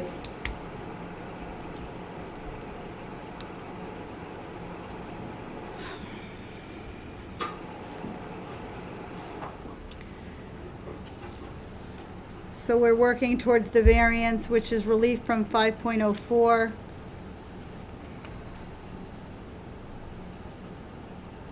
Table of use, retail and service, which is 23B, 605, 610, 11.12B1, 11.12B2, 11.12B3. And the board has reviewed these in previous discussion. Any further comments on the variance? We need to make these findings, Bob. Yes. Andrew, can you pull up the findings, or I can find them in Bob's?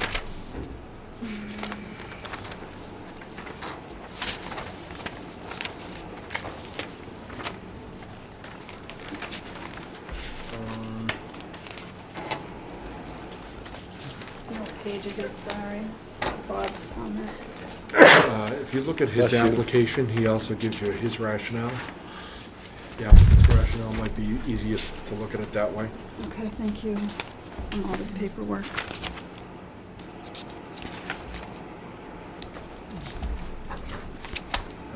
You don't have it? I know I have it here.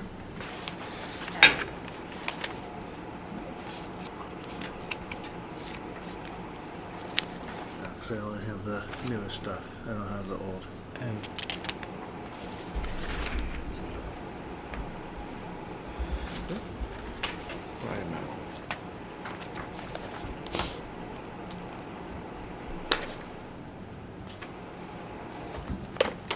Next time we gotta get a computer that's wired to the network. We have to.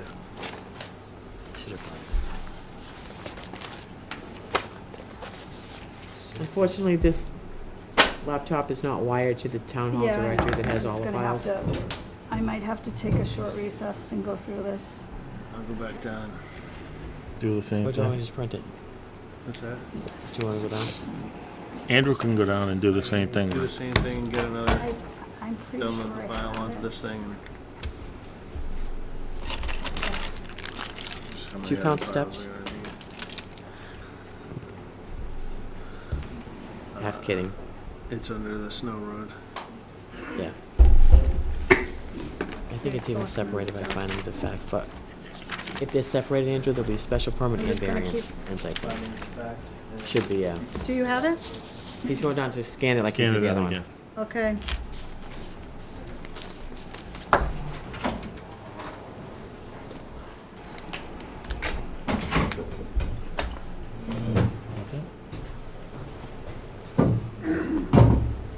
You didn't think we needed it? You know, eventually we'll figure this stuff out. Yeah.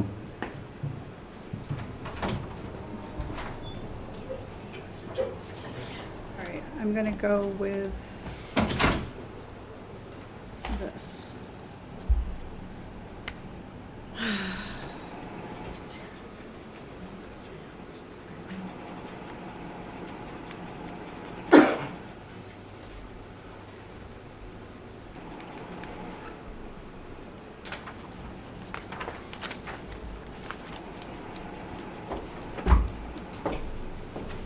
this is what I have from you.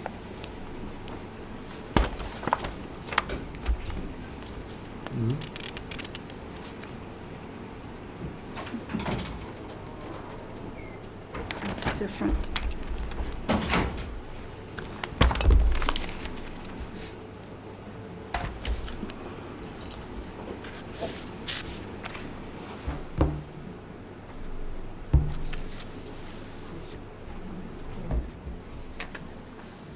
Those are fine, right? Can you click back on the conditions on his, it's right there. Don't touch it. I'm not, honestly, I Oh, don't yeah, touch it. oh, yeah, Are you that's true. kidding me? The thing's shut down. It's been so sensitive all night, Bob. I think these are the same, right? I mean, I'll try. Don't do Don't touch it. Wait Don't till touch it's it. back. For God's sakes, I'm not gonna God's sake. shut the Exactly. meeting down.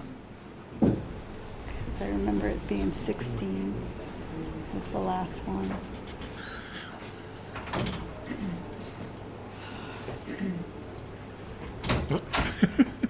See, without even touching it.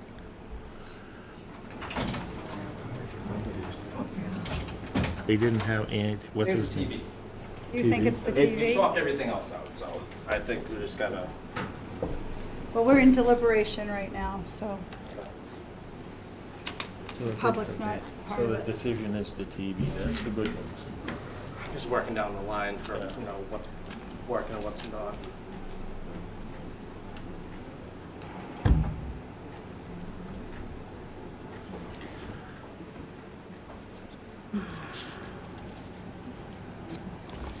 It's good, now we know what's going on.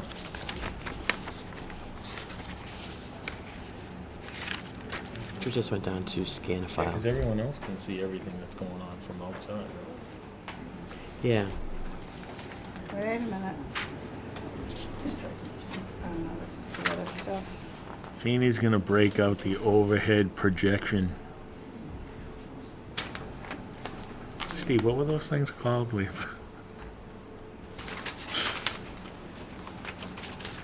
know those, they used to place the picture on there and then, Overhead projector. yeah, here you go. That's the way to go, right, Steve? With the transparent pages? Yeah.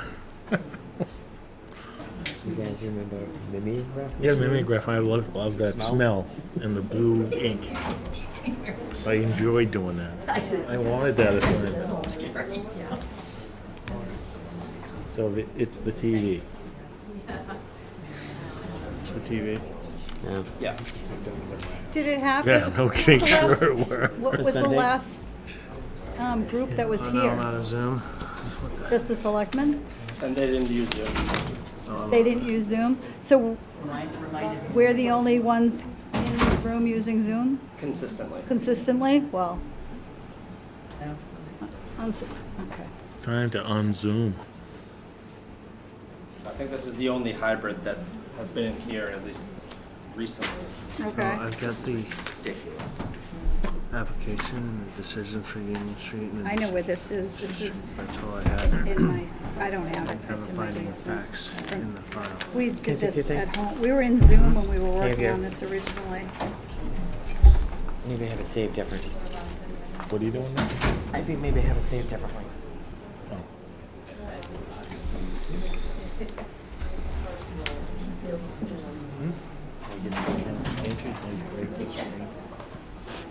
Can't you break the screen or get this?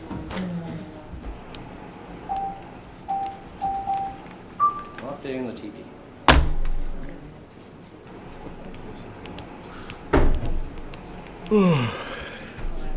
Well, the worst case scenario, you know, Lynn.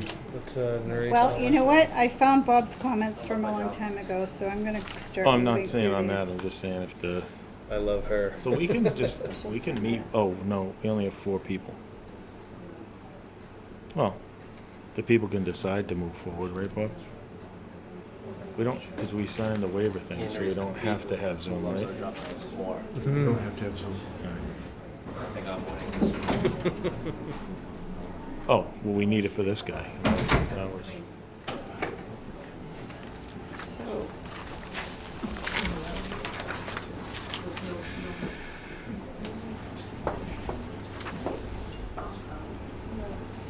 It's bad when it works. Saturday. If it it's just the TV. It's gotta give them the TV. Existence of the town. Steal the It's one. only like $4,000. I was gonna say steal the one out of there. They don't use it that much. Is that the same size as that? So you grant a right to use it. Is this the biggest one we have in here, or do we have another one like it? This is the Well, eventually, when they do hopefully do the hearing room over there at the DPW, we'll have some room. they have So they're here. 65 So or you have to give a variance because. of Oh, the there where height, the right? DPW is? Variance Yeah. for relief from 5.0. How big is that one again? Table of use. Yeah, and I didn't think it was required. 605. Stuff, yeah. Maybe we should continue this deliberation. Probably. I don't think it's required. what else like I think that you have to, So, We can put the computer screen over there. well, Yeah. you give them a height. That little height screen on the 602. table, and that's it.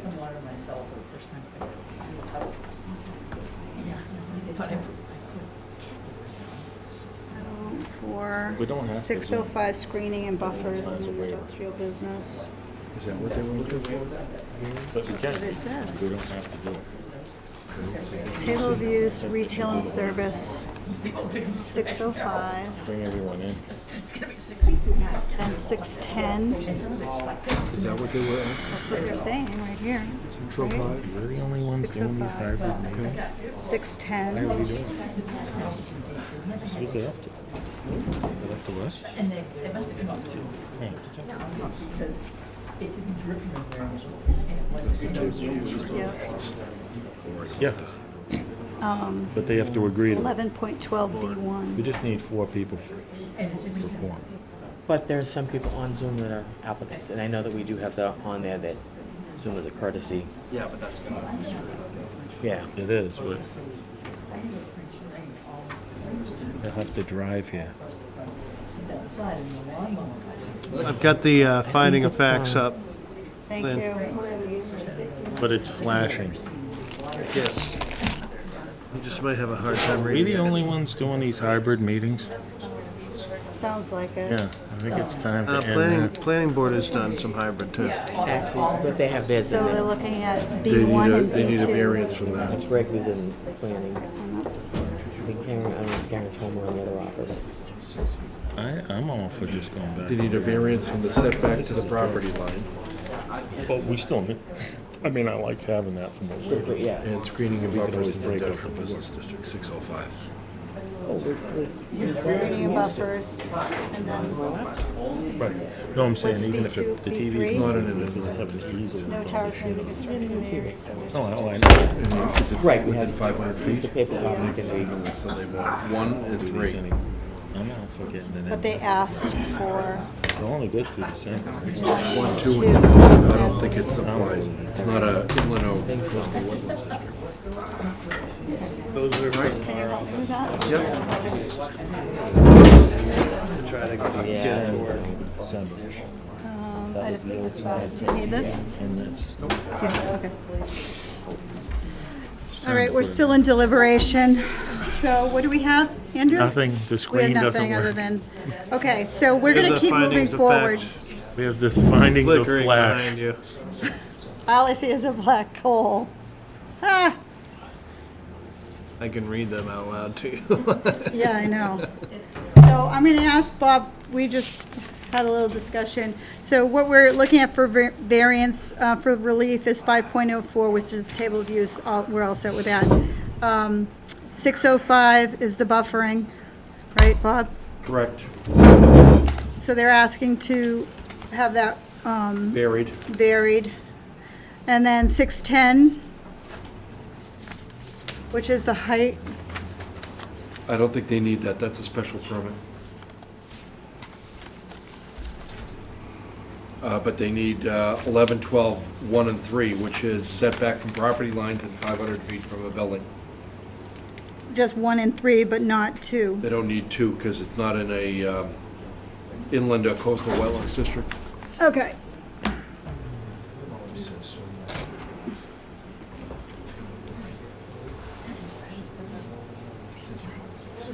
So we need to find that this variance applies and that the board will be willing to grant, and I'm going to move forward. We've been through this a million times. Any questions from the board? So we're working on the variance from 5.04, 605, 610 will be the special permit, so I'll have to add that again, start that again. And then 305, 11.12 And 3. and B3. And B2 is not needed, okay? So all of these variances, does the board agree with the variances as being applied? I'm gonna start down here. I do. Yeah. Aye. Lynn Fiddler, aye. Heidi? Yes, This is confusing. So we're going to, I'm going to request the board grant the variance as I just described. Do I have a second? Second. Second by Brian Murphy. All those in favor? Larry Keane, aye. Lynn Fiddler, aye. Steve Feeney, aye. Brian Murphy, aye. Heidi Conway. Heidi? Aye, my God, can you not hear me again? I couldn't hear you. I couldn't hear you again. I'm sorry. No, it's okay. We're all, patience is a virtue tonight. So I also need to reiterate to the board that 305-6.10 is part of our special permit. And because I didn't say that before, I'm going to say it again. Do I have a second? Second. Second by Brian Murphy. All those in favor? Larry Keane, aye. 610 granted as a special permit. Lynn Fiddler, aye. Steve Feeney, aye. Brian Murphy, aye. Heidi Conway. aye. So we have done this, and we have met the requirements. Nancy, that was very confusing to you. Are you good? I'll be good. You'll be good. As long as the video and the monitor works. All right. Just gonna read. Wow. 9 o'clock. I just wanted to thank the board. Thank you, Dan. It's been a long few months. Good luck. Yes, thank you, I really appreciate it, and good luck with the remainder of your agenda this evening. Okay, thank you. All righty. Are we good with Yeah. the monitor and the hearing and everything? Because now the public's involved. We're good? Well, they Yeah, can, I they mean, can see everything Yeah. over there. well, Everyone can hear us in the room, so. Okay, all right. So, everybody's being patient. This is case 2162 for 139 Elm Street. Do we have the applicant here this evening? Hello. Hi. Hi. Would you like to come up front? I have an updated plot plan. I think that you have it, Andrew. If not, I have copies I can hand out here. I have an updated plot plan showing setbacks. This is a 100-year-old house, 120-year-old house. We are. I have to read this into the record. Oh, sorry. So just a second. This is case 2162. Chad Bennett, the petitioner, is seeking a special permit in accordance with 305-10.12 of the Marshfield Municipal Code to raise the second floor roof no more than 7 feet, to construct a 12-foot by 24-foot bedroom on the property located at 139 Elm Street, which is further identified on the assessor's maps as being on parcel I-1504-05B and is located in an R3 zoning district. Alrighty. Again. As you stated, looking to erect a bedroom in an existing dwelling. The footprint and the foundation of this dwelling will remain the same. The first floor exterior walls will remain the same. And there's just a small section, the 12 by 22 foot, that we are going to raise up to add it. There is an existing bedroom there. We're just making it larger to meet the footprint of the house, the existing house. This requires a special permit due to our setback requirements, which is why we had an updated plot plan done to show those as-built dimensions.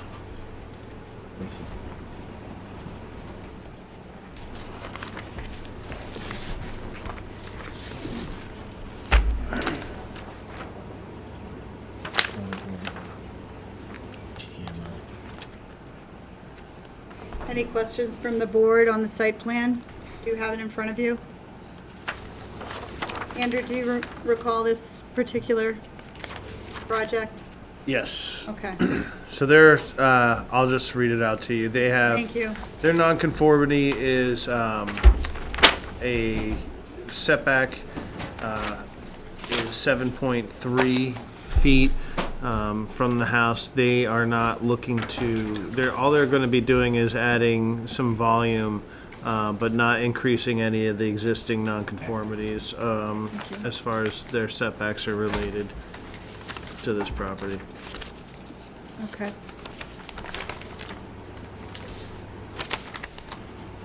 Any questions from the public?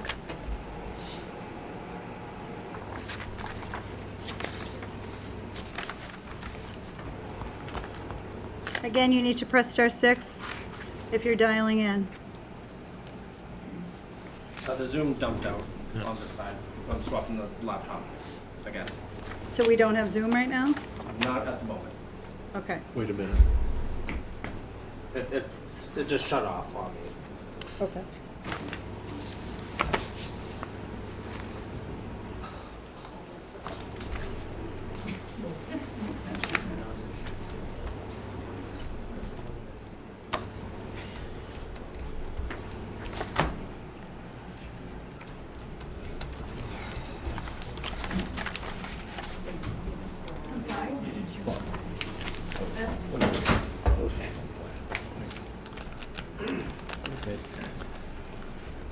So Lynn, it's up to us if we decide not to do any more hybrids, right? Yeah. That's a good idea. I think I'm going to go back to Zoom, Zoom only. Now you follow up. or just regular Live, and live, in person. One or the other. Yeah. one or the other. Why wouldn't you So do what- live the meetings? planning's just doing Zoom, right? They're doing, Concom, what are they doing? everyone else is Yeah, doing live. live. They're They're all hybrid. live? Are they hybrid? Concom is hybrid, Concom's hybrid? right here in this office. Recording in progress. Whoa. Hopefully we'll get a new TV. I think we'll have to have a discussion at the end, once we start putting the board and the public through this pain. The audio here in the selectman's office is just bouncing.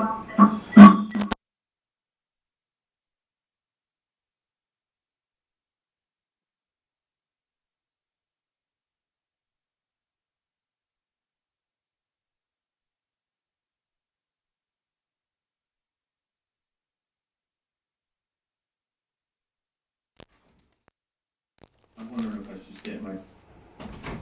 Get in your car. Okay, everybody, you're gonna need to mute yourselves if you can hear me.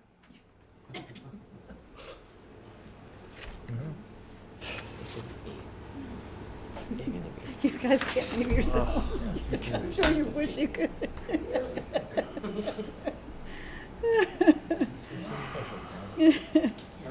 Get rid of the TV, just the laptop. We can't get rid of the TV, right? Because we have to display the plans. You can play the audio It's an through that. in-person meeting. So If we you can can't play get, the audio it's in through person, so I can that. get rid of the, Yeah. this, And- as But- long as but Heidi and the Heidi- public can see Heidi it. can go on the phone, right? Heidi can participate via the phone. She can. Your She phone. can see the plans, But normally the. She has them She at her has all house. the plans, and I gave her the whole then packet. she can participate remotely. All votes have to be roll call votes. If she's Okay, I'm just participating. I'm moving forward with that. We're gonna move forward and eliminate the TV, and I am going to call Heidi directly and work off my phone, So whatever happens. assuming I have enough, No, they can hear us. oh, I have enough. Yeah, I mean, we should, Heidi, I'm gonna call you, I think. if you can hear me.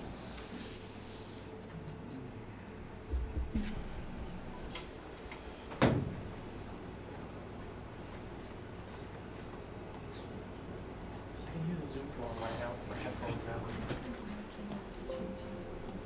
Change the speakers to this. All right, so Microphone is still picking up. the micro, yeah, we can play it so that there's people who are talking through Zoom Right. will speak through this. It'll still Just a get sec, recorded on just- MCTV. Just a second, Heidi, I'm being spoken to. Let Heidi speak. Go ahead, Heidi.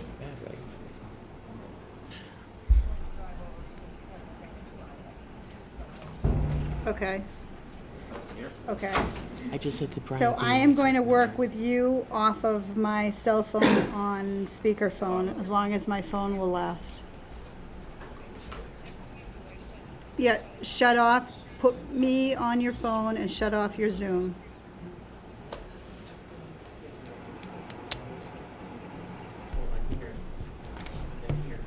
So I'm gonna have to do another roll call.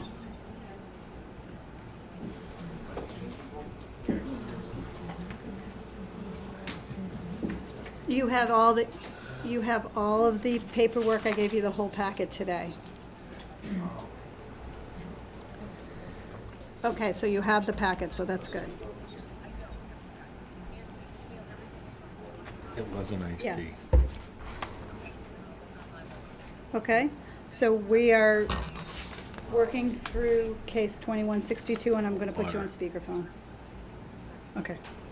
It's good though, it looks like urine. Alrighty. Heidi, can you hear me? I can. I'm gonna make sure it's on this. Do I put her over near the monitor, or am I okay to do it from here? You got your speaker on. Okay. All right. The mics are still. Mike, I mean. Put it near your microphone. Probably a good idea. Just tip the microphone into her. Yeah. Heidi? Yes. I guess we're good. So we're right in the process of talking about case 2162. The public has been brought up to and asked if they had any comments. There were none. Any further comments from the board? None.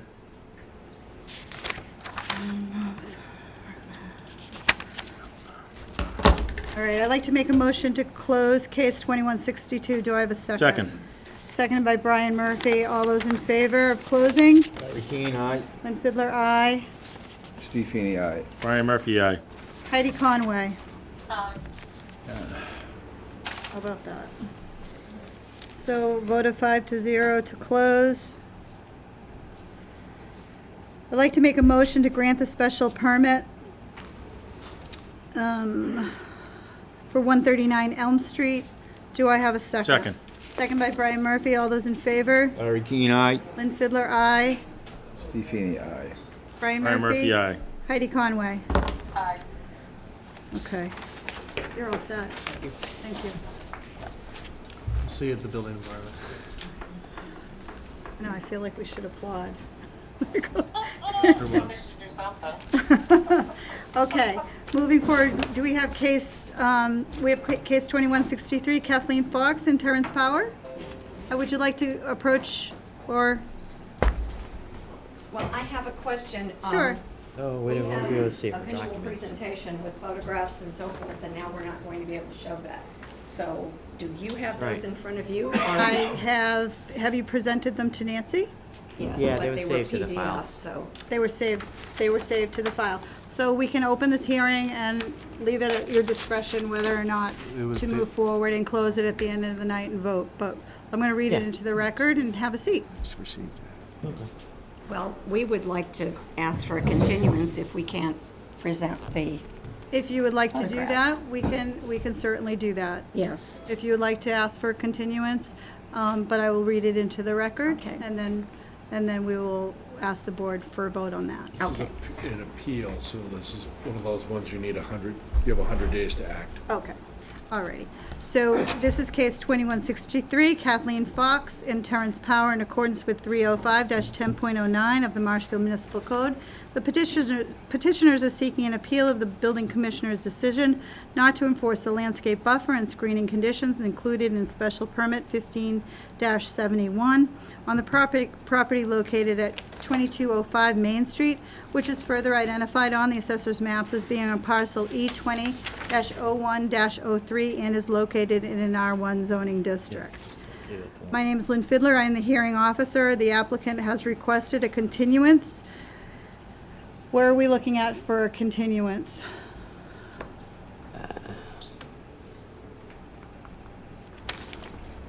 October 12th would still fit within the 100 days. Recording in progress. How much you text, Jeff?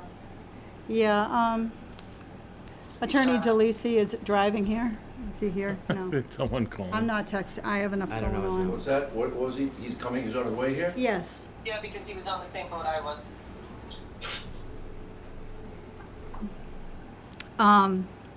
So, all those in favor of granting the continuance to October 12th? Do I have a second? Second. Second by Brian Murphy. All those in favor? Larry Keane, aye. Lynn Fiddler, aye. Steve Feeney, aye. Brian Murphy, aye. Heidi Conway. Aye. October 12th at 6:30, time certain. You're all set. We'll see you on October 12th. Thank you. You're very welcome. He's being reached out to, Heidi, so we're working through that. Yep, thank you, appreciate it. Moving forward, good night. Case 2164, Erin Murphy, 36 Saginaw Avenue. Hi, come on up.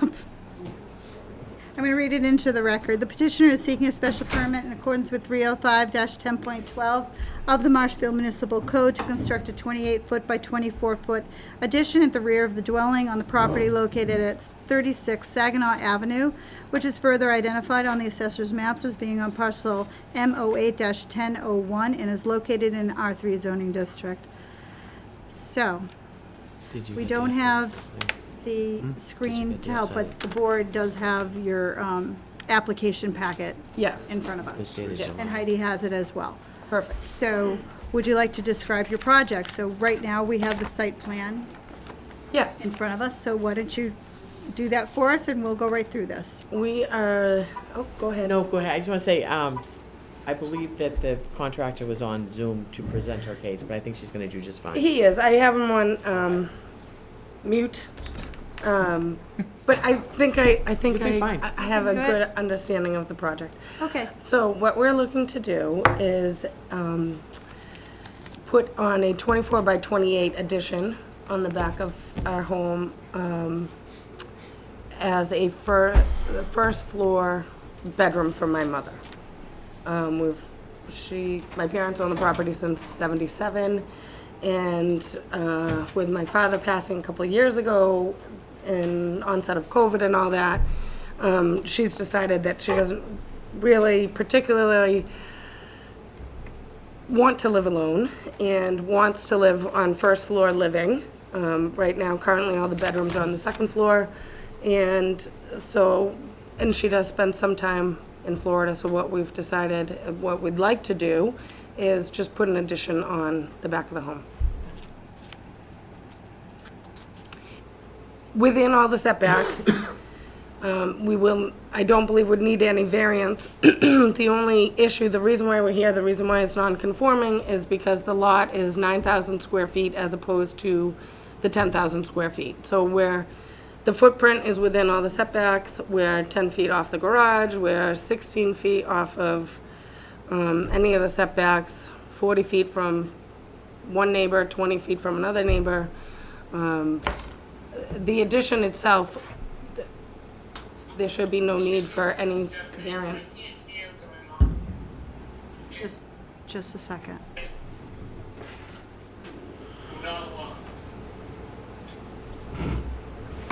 So do I need to make an announcement to the public? They can't hear us. They can't hear us, so this is a, Is this on? Testing, 1, 2. Did I not We speak can just loud say enough? we're on. You're We- fine. Hear us now. It's the whole Zoom Yeah. thing. it's the Zoom thing, so because we're on Zoom, Can the Zoom hear us? People hear us now in the select chamber?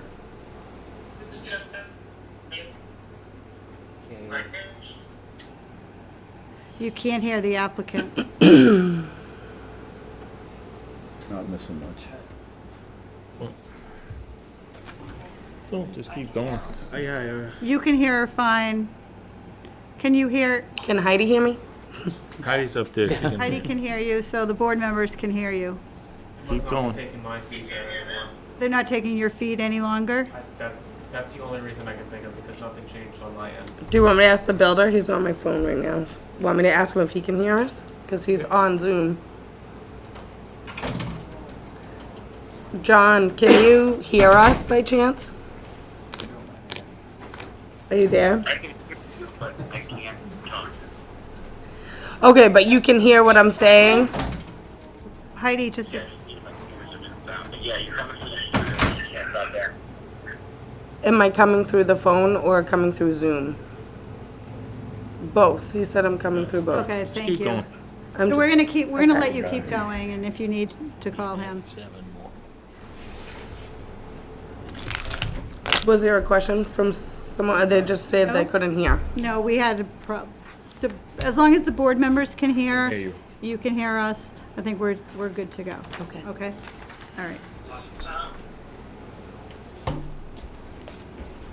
I have no control over what's going on there. We have I no don't control know, over the MCTV or anything else, I but don't know what's going on with it. I don't know. Just keep going. Just keep going. That's all. That's, Oh, okay, good. there's nothing else more to really say. We're staying within all the setbacks. There's no need for variance. The only reason why I'm here is because the lot is 9,000 square feet as opposed to 10,000 square feet. That's why it's non-conforming. And I'm looking at the site plan, I have it in front of me, it is up on Zoom for everybody to see, and I can confirm that the proposed addition, the rear setback is gonna comply. The setback from the existing garage to the proposed addition I is think so, gonna yeah. comply. The side setbacks are gonna comply and be no more non-conforming. The, proposed porches and decks are gonna be no more non-conforming. And, the only reason is because it's a 9,000 square foot right in the lot. elevation Yep. is fine as well. Yep, no They're flood. not in a flood zone, they're Right. in the X zone, so. And we have the deed, I've already confirmed that. Yes. Yep, okay.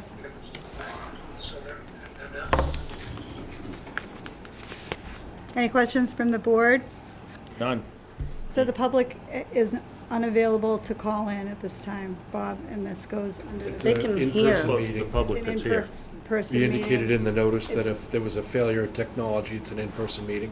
Okay, The board member can still participate as long as she can comply with the requirements of remote participation, which require her to be able to hear the presentation, have the materials, and all votes are taken by remote participation.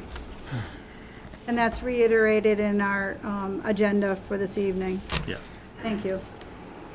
Okay, no further questions from the board. I'd like to make a motion to We're close. gonna ask the public here. Oh, any questions from the public here? No? Okay. I'd like to make a motion to close case 2164. Do I have a? Second. Seconded by Brian Murphy. All those in favor of closing? Larry Keane, aye. Lynn Fiddler, aye. Feeny, aye. Brian Murphy? Aye. Heidi Conway? Aye. We're closed on case 2164. We have the conditions as having as-built and a occupancy permit as conditions for this application. Other than that, I think we are good to go with the items that are referred to in 10.12, acknowledging that the board has reviewed them and are in favor. All those in favor of granting the special permit for case 2164, I'd like to make a motion. Larry Keane, Second. aye. Oh. Seconded by Brian Murphy. Larry Keane, Aye. Lynn Fiddler, aye. Steve Feeny, aye. Brian Murphy, aye. Heidi Conway. Aye. Okay, closed and voted. You're all set. Thank you I was all gonna for your ask you, time. Additioning on the fact, whether her mother knows she's living with her husband, and 2 kids. Does she know that? Huh? Do not drag out anybody's time with your jokes. All right, go ahead. No jokes, no jokes. No, I'm just kidding. I appreciate all of your time. All right. And thank you We'll for the see humor. We're doing. That's also appreciated. What are you gonna do at this point?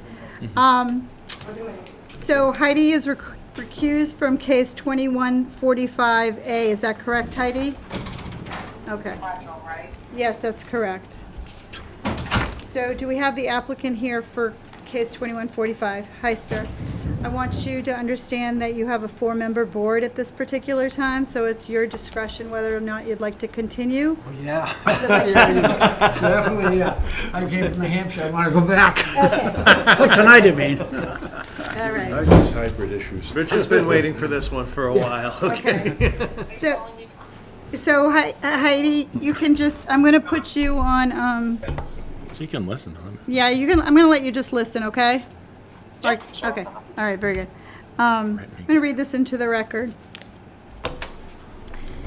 The petitioners are seeking a special Richard and Kathleen Doyle, case 2145A. The petitioners are seeking a special permit in accordance with 305-10.12 of the Marshfield Municipal Code to construct an 8-foot by 12-foot roof over a portion of the existing deck on the property located at 88 Marginal Street, which is further identified on the assessor's maps as being on parcel M060501 and is located in an R3 zoning district. So I will be your hearing officer this evening. Tell me what you have planned, and I think you described it very Cancer. well. So, I'm repeating, really, it's an 8-foot by 12-foot roof extension. There's no walls, enclosures, there's no utilities. Its purpose is really a rain shelter. There's a pedestrian door when you walk out, the roof, the second-story roof, when the water comes down. If you happen to be there during a rainstorm, it's really, a water problem, whatever. So it's a shelter is what is essentially what this is all about. But in reality, it's a roof extension, wide open. So it's that simple. Okay, so you were in front of us in June or July? Yes, Okay, yes, it didn't dawn us to do this at that time, unfortunately. We had to suffer through the heat and all that. There's a dirt.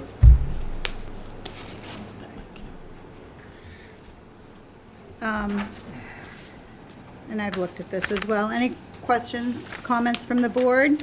I have none. Andrew, you're good? Yeah, I am good. Like I said, Mr. Doyle's been waiting for this and working very patiently with our department on, and doing all the right things and waiting for this meeting for a long time. So, yeah, they've done everything right and I don't have any problems with this. Okay, do we need the occupancy permit and as-built on this one? They were getting They- an as-built for the deck already, right? Yes, exactly, So that we don't need to reiterate So that? the as-built that he has to get for the deck would encompass the roof. Exactly, yeah. Okay. All right, I'd like to ask the public here if they have any questions or comments? No? Okay, I'd like to make a motion to close. Second? All those in favor? Larry Keane, aye. Lynn Fiddler, aye. Feeney, aye. Brian Murphy, aye. Heidi Conway is recused, so you have a vote of 4-0, which we are in favor of closing, so you're all set. I'd like to make a motion to grant the special permit. Second? Second by Brian Murphy. All those in favor? Larry Keane, aye. Lynn Fiddler, aye. Feeney, aye. Brian Murphy, aye. So you have a vote of 4-0, and this is passed. Thank you very much. Thank you for staying and I making the appreciate trip. it. And good luck. And thank you, Nancy. Thank you, Mr. Doyle. Mr. Doyle. Heidi, you still there? Thank you. Okie dokie. Yes. We're jealous. Moving right along. So do we have case 2165, AK Lomba Trust, 95 Bradley Street? 95 Bradley Street, and that's Lomba. you. Yeah, that's Dick. sorry. Yep. Okay, I'm going to read it into the record.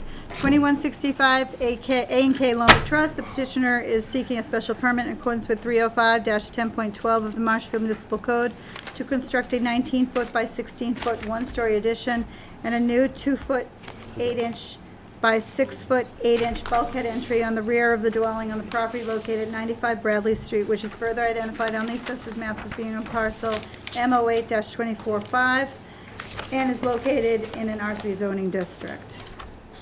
Okay, so why don't you explain to us what you've got going and identify yourself for the record. Dick Rockwood, I'm here for the Lombard family, and we are putting on an addition that is the 19 by 16 feet, plus a building up over a bulkhead area on the back of the house.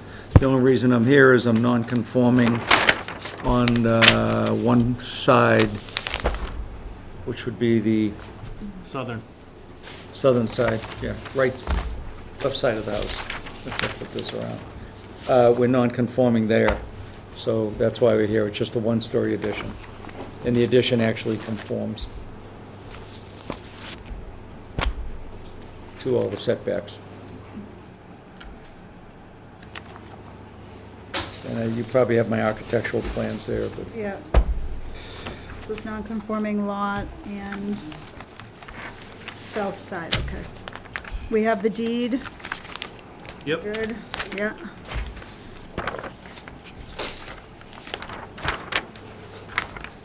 The bulkhead, I guess, wasn't on this? There is a bulkhead there.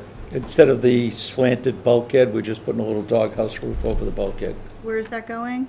right next to the addition. It says BH on the back of the house there. Okay, It's on my architectural plans. okay, I see but it. We're actually not adding to the footprint, but we are changing it, so we thought we'd mention it. Okay.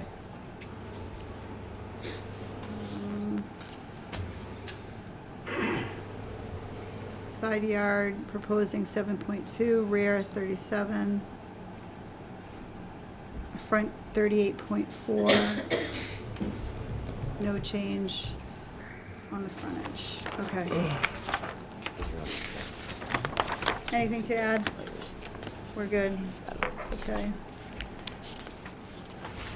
Andrew, are we okay with this one? Yeah, it's a non-conforming lot. It has one non-conforming setback, but none of the addition that's proposed is taking advantage of that non-conformity, and it's gonna, the addition is within all the required setbacks. Okay. All right, any questions from the public? Comments from the public? Okay, I'd like to make a motion to close case 2165 for Second. 95 Bradley Street. I have a second by Brian Murphy. All those in favor of closing? Larry Keane, aye. Lynn Fiddler, aye. Steve Feeney, aye. Brian Murphy, aye. Heidi Conway. Aye. Opposed? I'd like to make a motion to grant the special permit, acknowledging that the 10.12 have been addressed by the board. And we will need an occupancy permit and an as-built as conditions. Anything else, Andrew?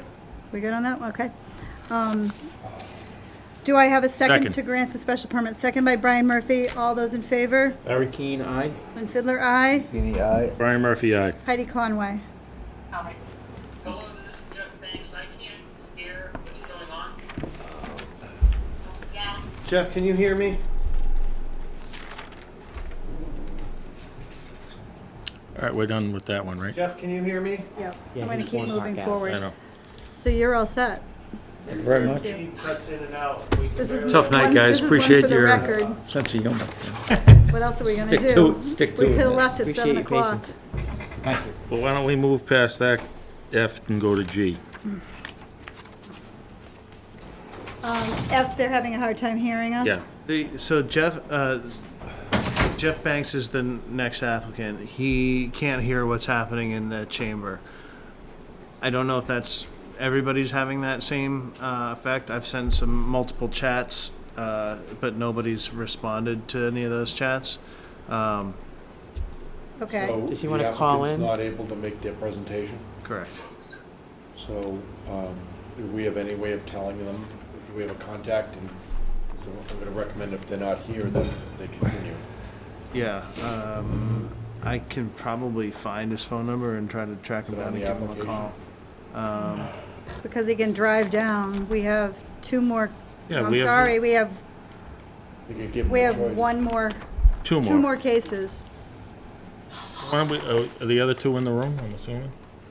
Yeah. Do we have Let's do the ones in the somebody room. for West Street's right there. 2167? And 2168 we have. If you can reach them, ask them if they want to come tonight, and then they'll be heard before the end of the night if they come down. All right. Let me, Otherwise, it What's just that, West has to be Warren Park? continued. yeah, let me That's go try case to get their phone number 2166. real quick. One part. Jeff 89 Banks. Bourne Park. Application? I've got it. I'll just. Okay. All right, so let's go to G, let's skip F, and then we can close it, Yeah. open and close it in the end. 2167, just remind me that what I'm doing. 2167, hi, come on up. I'm going to read it into the record. The petitioner is seeking a special permit in accordance with 305-10.12 of the Marshfield Municipal Code to construct an 11.5-inch by 33-inch by 6.5-foot bump out on the property located at 68 West Street, which is further identified on the assessor's maps as being on parcel M060307 and is located in the R3 zoning district. If you would identify yourself for the record. Sure. And I am going to be your hearing officer. Great. My name is Steve Pollock. I live at 68 West Street, and we're proposing to put on a less than 3 square foot bump out, which will allow us to put a full-size refrigerator in our kitchen.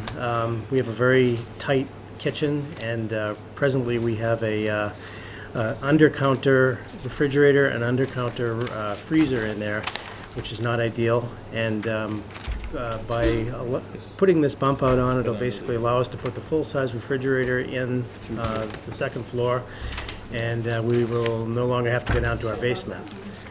So do you have pictures? We do, so I'm gonna. Yeah, so I photoshopped that thing in there that basically gives you an idea of what it's going to end up looking like. And it'll be done in red cedar shingles to match the rest of the house, and once it blends in, and you'll never even know it's there.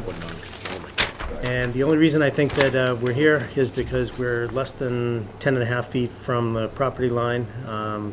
But there's a window, like right next to it that already sticks out 6 inches. So we're actually asking for a 5.5 inch extension, basically. Okay. So I have Jeff Banks on the phone here. Can you tell him we've opened another hearing? Okay, sorry. No, that's fine. So tell Jeff just to sit tight, but Andrew, I need your input on this particular hearing because of that little bump out. Okay. Just tell him to sit tight, and then, Jeff, I'm gonna just hold tight for a sec. I'm gonna get back with you in just a second. Sure. They opened another hearing. I'm just gonna deal with this. So Lynn, this would fall under the, yes. what, it's under the 50% of the length, and so they don't need a variance. That's what we were gonna Yeah. go into. So I just wanted Andrew to reiterate his comments. So you're here with a request for a variance. So we're gonna try to explain another option for you. Okay. Through the board. So I'd like, if you would like to do that, or do you want Barata? The Peralta case? Yeah. I mean, yeah, so Bob? it's the extension of a previous nonconformity is allowed, right, with special permit. So if a nonconformity exists, they can extend it through special permit without a variance. So Heidi, Andrew was explaining, we went over, we're talking about the Baralta that was in front of the board. Balalta. No. It's a mouthful. I'm lucky, my mouth is even moving at this point. If you have a pre-existing non-conforming use that was lawful, you can make it even more non-conforming by special permit, but you can't create any new non-conformities. Right. So you have to find that it will not be substantially more detrimental to the neighborhood than the pre-existing non-conforming use. Okay. It's essentially that. Okay, Yeah, I got it. all right. So if we use that as a criteria for this particular hearing, we can grant the special permit versus the request for the, for the variance, yeah. Are you on board with that too, Brian? Yes. Okay. We have the deed. We have everything.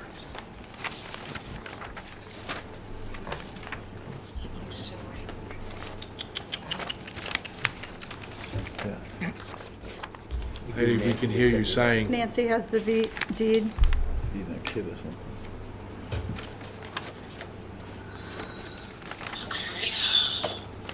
Is that Heidi? That's Heidi, she's starting to lose it. Heidi, My back is throbbing. I know, I'm sorry. She's got It's a okay. back issue. Only 7 to go. No, we're almost done. We're almost done. Whose nice comment was that? Who do you think? Brian Murphy. He's saying, Heidi, I hope you feel better. Yeah. Sure. That's what he's saying. Don't make me laugh. I know. Okay, no questions from the public? Okay. I'd like to make a motion to grant, We're I'm gonna sorry, to close it. close 2167. Do I have a second? Second. Seconded by Brian Murphy. All those in favor of closing? Keen, aye. Lynn Fiddler, aye. Steve Feeney, aye. Brian Murphy, aye. Heidi Conway, Aye. aye. I'd like to make, Can I say aye or aye? I don't even know what I'm saying. I'd like to make a motion to grant the special permit. Do I have a second? Second. And I'm just making sure that we want to have the as-built, do we need an as-built for this? A little bump out? I don't think you need to because it's not even on the I don't think you ground. do because it's not on the ground, so that No, as-built that would seems be. crazy. Footprint. Yeah, exactly, so no. So we'll just grant it, The ledge comes out further than that. yeah, okay, yeah. Grant the special permit. All those in favor? Larry Keane, aye. Lynn Fiddler, aye. Steve Feeney, aye. Brian Murphy, aye. Heidi Conway. Aye. Alrighty. I would just like to formally lodge a complaint that the TV's not working, because I really wanted to put pictures up of this house because it's the coolest siding job in Marshfield. They've got the Their house? most amazing cedar Andrew. fish inlaid into the siding, and Wait a I've been minute, a I big probably fan have of it a ever since I But it first is- I think when you were I have a there, you picture of it. commented on it, yeah. This is it's amazing. It was so good I printed the pictures in color. I don't usually Sorry do we that. weren't able to show that to the world tonight. Hey, whatever. Well, thank you guys very much, I appreciate it. All right, well, thanks for hanging in luck. with us. No problem, sorry you guys are having so many technical difficulties. Yeah. We now we did have the better in banks on the COVID without phone? all this. Got a picture of it? Just. Basically, this is. Oh, that is what cool. we're Doing, but you Yeah. can see the fish on the side there, yeah. Huh, did you do that? Yeah. That was from the last project. That's awesome. Fun. Enjoy. All Appreciate it. right, Thank good you. night. Thank you. Good night. See you around town. Okay, so we're back with, Yes, so Thanks. I have With Jeff Jack. Banks on the phone here.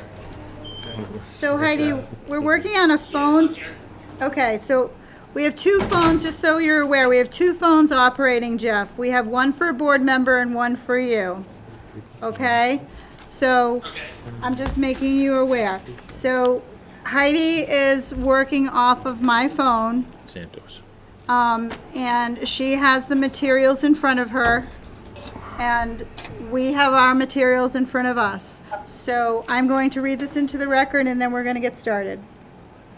Beautiful, thank you. Okay, so we're at case 2166, Jeffrey S. and Lucinda A. Banks. The petitioners are seeking a special permit in accordance with 305-13.02, C.01, and 305-10.12, and a variance in accordance with 305-10.11 of the Marshfield Municipal Code for relief from 305-6.07 to construct a 4-foot by 172.9-foot pier, a 3-foot by 25-foot ramp, and an 8-foot by 20-foot float dock on the property located at 89 Bourne Park Avenue, which is further identified on the assessor's maps as being on parcel J100806 and is located in an R3 zoning district.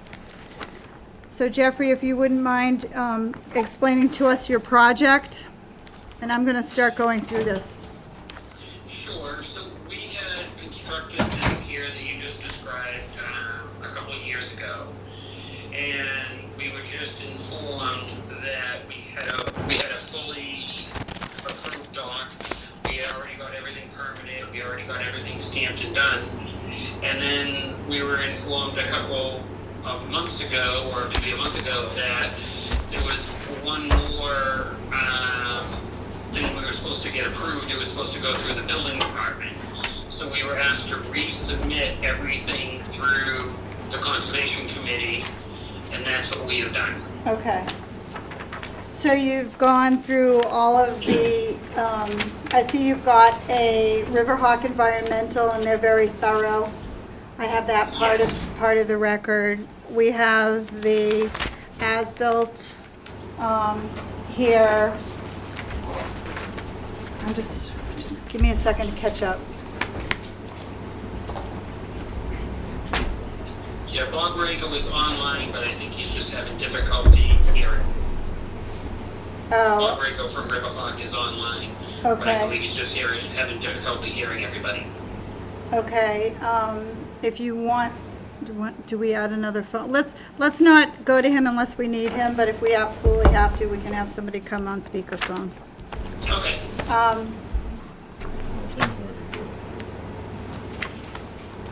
So can you, so far, you've been reviewed and approved by the Harbor Master, the Marshfield Conservation Commission, Natural Heritage, the Massachusetts Department of Marine Fisheries, and the Mass DEP Waterways Division, correct? And the zoning board of appeals. And you're working on the Zoning Board of Appeals right now, No, we've already done that, and it's already been approved. okay? But we were asked by Andrew to resubmit it because it wasn't put through the building committee.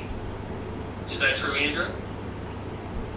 So the former building commissioner signed the Chapter 91 saying there were no zoning violations. He did that in error because you never got the the variance and special permit required through the ZBA. So he signed that in error. And so we're just trying to administratively fix that and make sure that your property is held to the same standard that all your neighbors are and the other properties in town. So do you understand what Andrew said? You need the zoning board to assess what's going on and give you the variance to go through that back rear yard setback. Okay, so that's why you're here, okay. Any lighting, electrical, or anything like that on this dock? No. Okay, Even if I could make a quick comment. sure. So the dock itself is in full compliance with all Chapter 91 regulations, all Concom regulations, all North and South River watershed associations. This is just really clearing up an administrative error. Okay.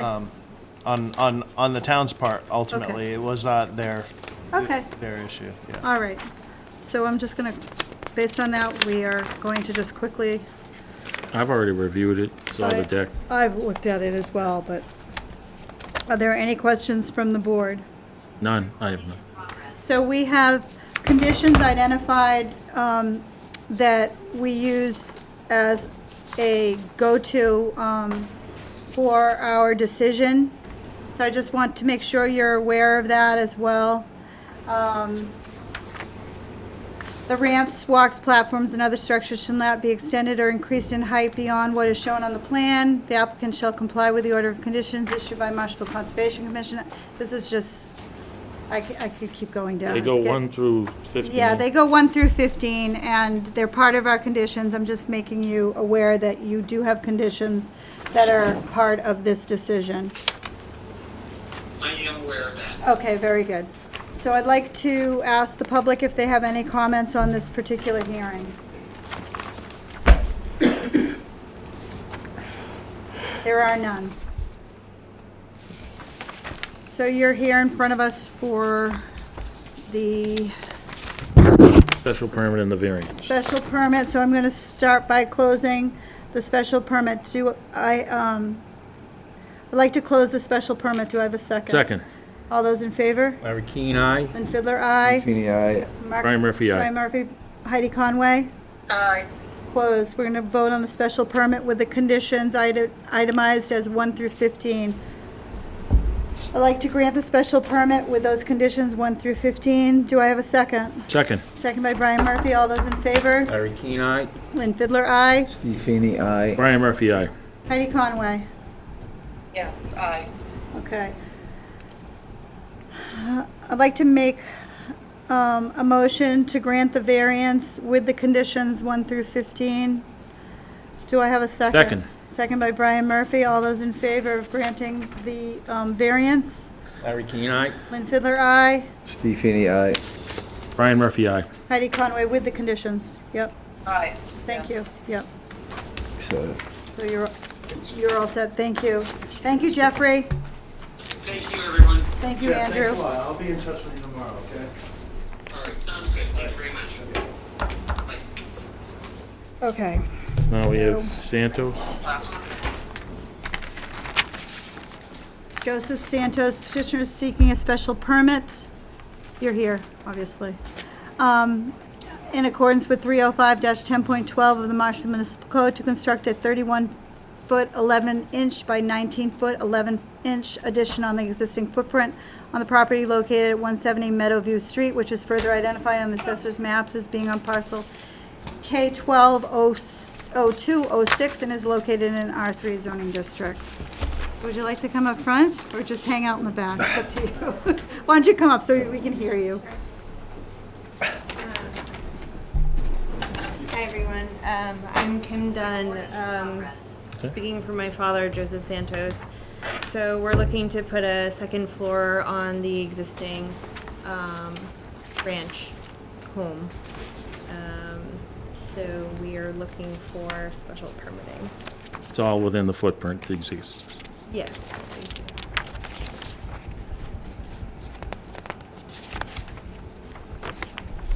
Okay.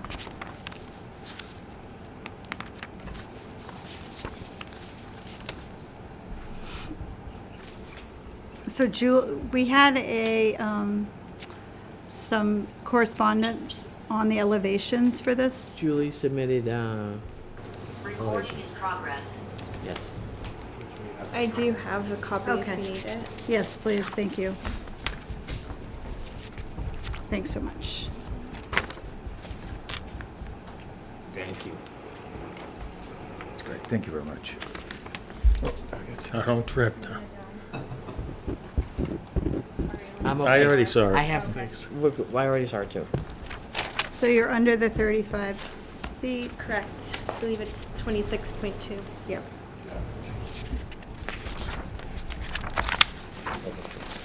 Site plan. Andrew, do you have anything on this one? No, this is, this house actually was the subject of kind of a unsafe order a couple years ago. Broken windows, the deck was in disrepair, so this is gonna be a massive improvement to what's there, and I'm excited for it, I'm sure the neighbors will be too. So everything is within the same footprint, including the deck. They're just altering the way that the stairs go down, and they're actually shortening up the deck in that location where the stairs go. So everything else is within the same footprint. It's just an increase in volume to a structure that's on a non-conforming lot. Okay, thank you. Any questions from the board? I have none. Any questions from the public? I'd like to make a motion to close case 2168. Do I have a second? Second. Second by Brian Murphy. All those in favor of closing? Larry Keane, aye. Lynn Fiddler, aye. Feeny, aye. Brian Murphy, aye. Heidi Conway? Aye. Aye. So we're now closed. This particular, we're staying in the existing footprint, so we don't need an as-built. Correct? We need an occupancy permit. Yes. Okay, so the condition will be for an occupancy permit. And the board acknowledges that they have reviewed the special permit requirements for 10.12. I'd like to make a motion to grant the special permit with that one condition. Do I have a second? Second. All those in favor? Larry Keane, aye. Lynn Fiddler, aye.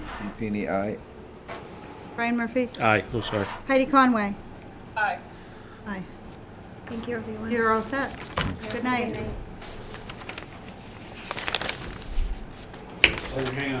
Thanks for your You were the patience. first ones here. They were. We're almost done. Was that other guy with them? Yeah, he was the one about the plan. Okay. Again, last, but not least. So Bob, this is the only one that So- I actually heard that night. Where are you? If I fill the Mullins thing, I can act on this. 2161? Thank you. This is from the other night, but this is the actual only one that I heard in full. All right. 57 Ireland, and I recall there was something. Right, I filled out the Mullins. I gotta fill out the As- Mullins. You fill out the Mullins. But this is the only one I heard the whole meeting. Just a second, I'm looking Phone to see died what I out a have. bunch for of you. times. Listen to it. And I You couldn't- can sign that. Almost done, Heidi. Vote. Hang in there. Okay. Okay. Yeah.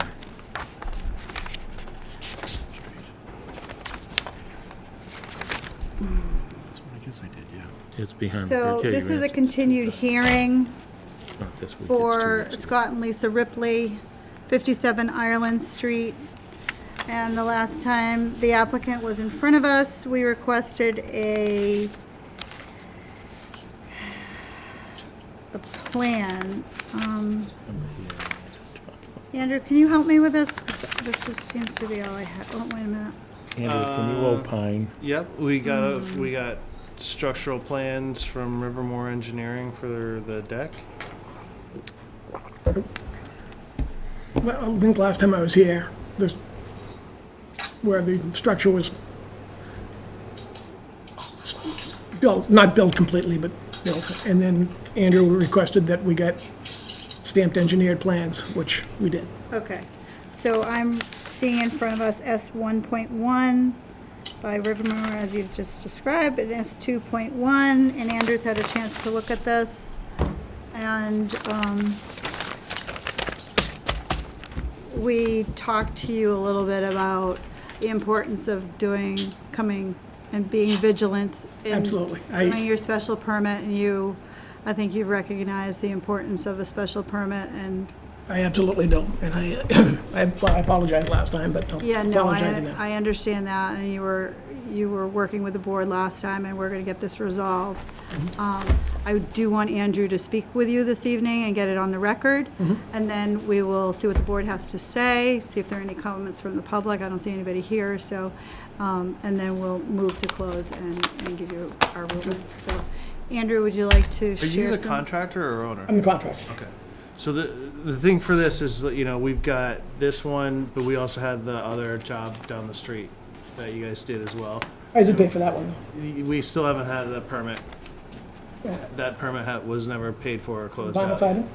So, just, the thing is, I'd like you just to close that one out, come out tomorrow. Come down tomorrow. We'll figure it all out, but it's just, I want to make sure that we get everything squared No, away, I understand, and I from that whole apologize. situation, so.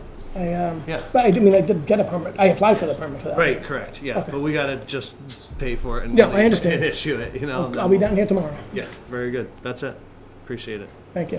All right, thank you. So, yeah, it's just a matter of dotting your i's, crossing your t's, and you doing your job just like everybody else around. Absolutely. Other builders need to do their job, and that's part of what this board is all about, so. I completely understand. It won't happen again. Okay, any other further comments from the board?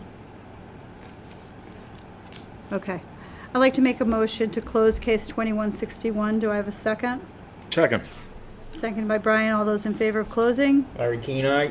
Lynn Fiddler, aye. Steve Feeney? Steve Feeney, aye, sorry. Brian Murphy, aye. Heidi? Aye. Aye.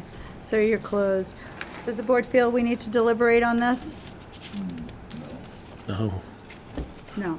Okay. I think I've said it. Benefit of going last. I said, okay.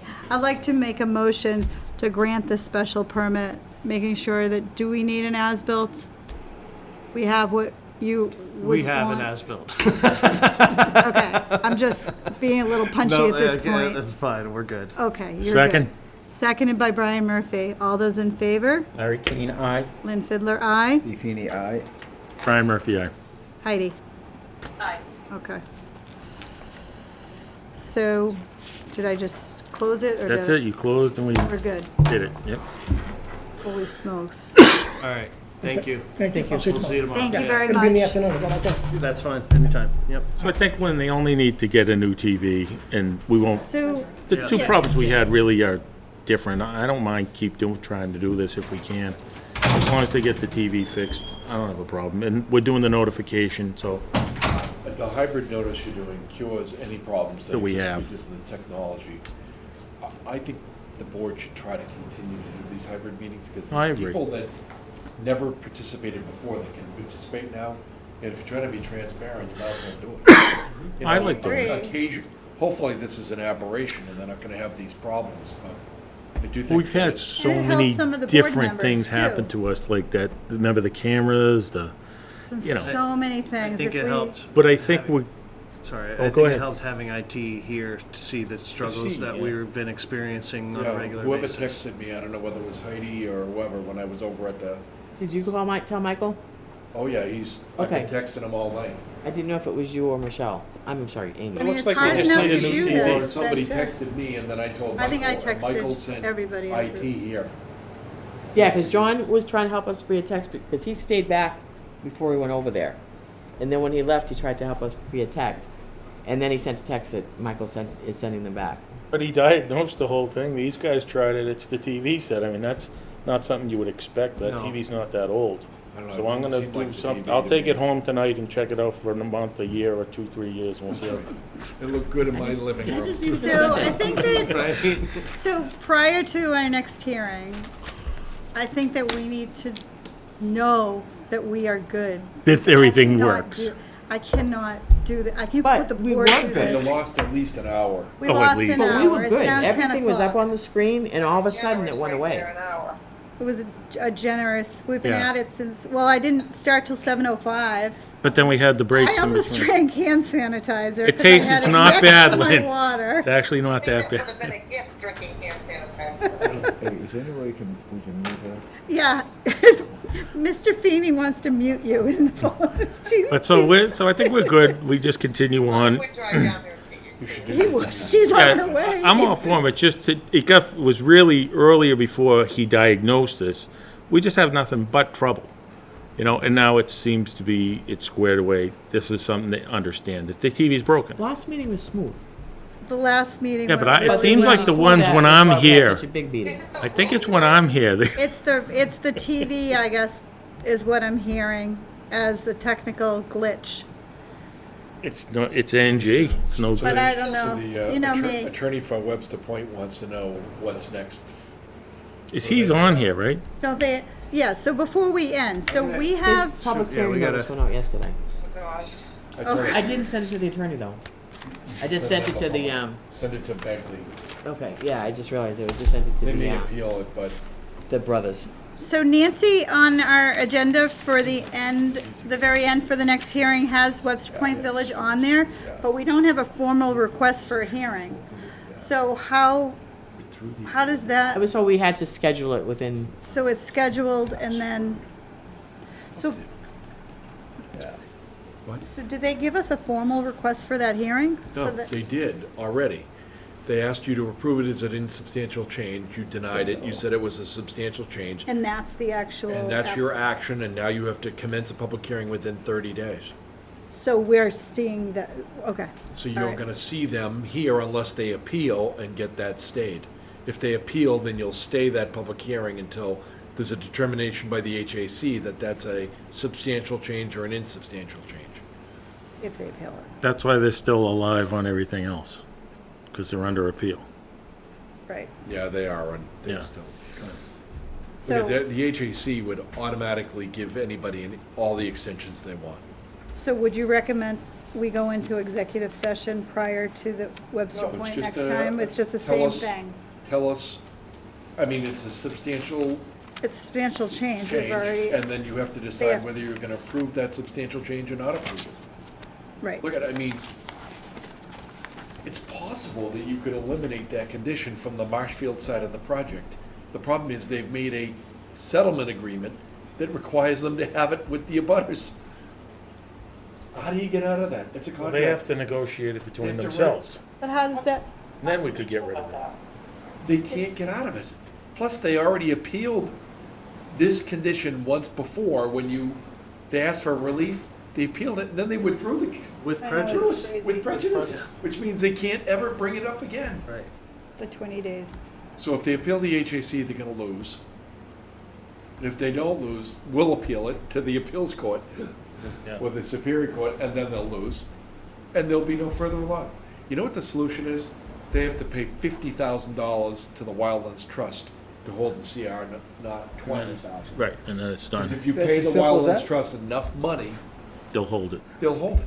We're still on Zoom. That's a simple solution, isn't it? but you know, another. Well, they don't wanna pay $50,000, but they've paid $200,000 to a lawyer to try to get out of it. Right? I know, I, What the heck? That's so stupid. It's, Hey, take it easy. It's- we're still on the record. It But, yeah. it gives, Oh, yeah, sorry. it's not the last lawyer's fault that they're screwed, but they are screwed. we haven't adjourned yet. All right. Well, because we were discussing We that. were discussing it. But I'm prepared to There's adjourn. I'm just telling you something for. Oh, no, I know. Yeah, I know. Okay, motion fine. from Lynn. I'd like to make a motion to adjourn. Second? Seconded by Brian. All those in favor? Larry Lynn Fiddler, aye. Heidi. Steve Feeney, yeah. aye. Ryan Murphy, aye. Thank you.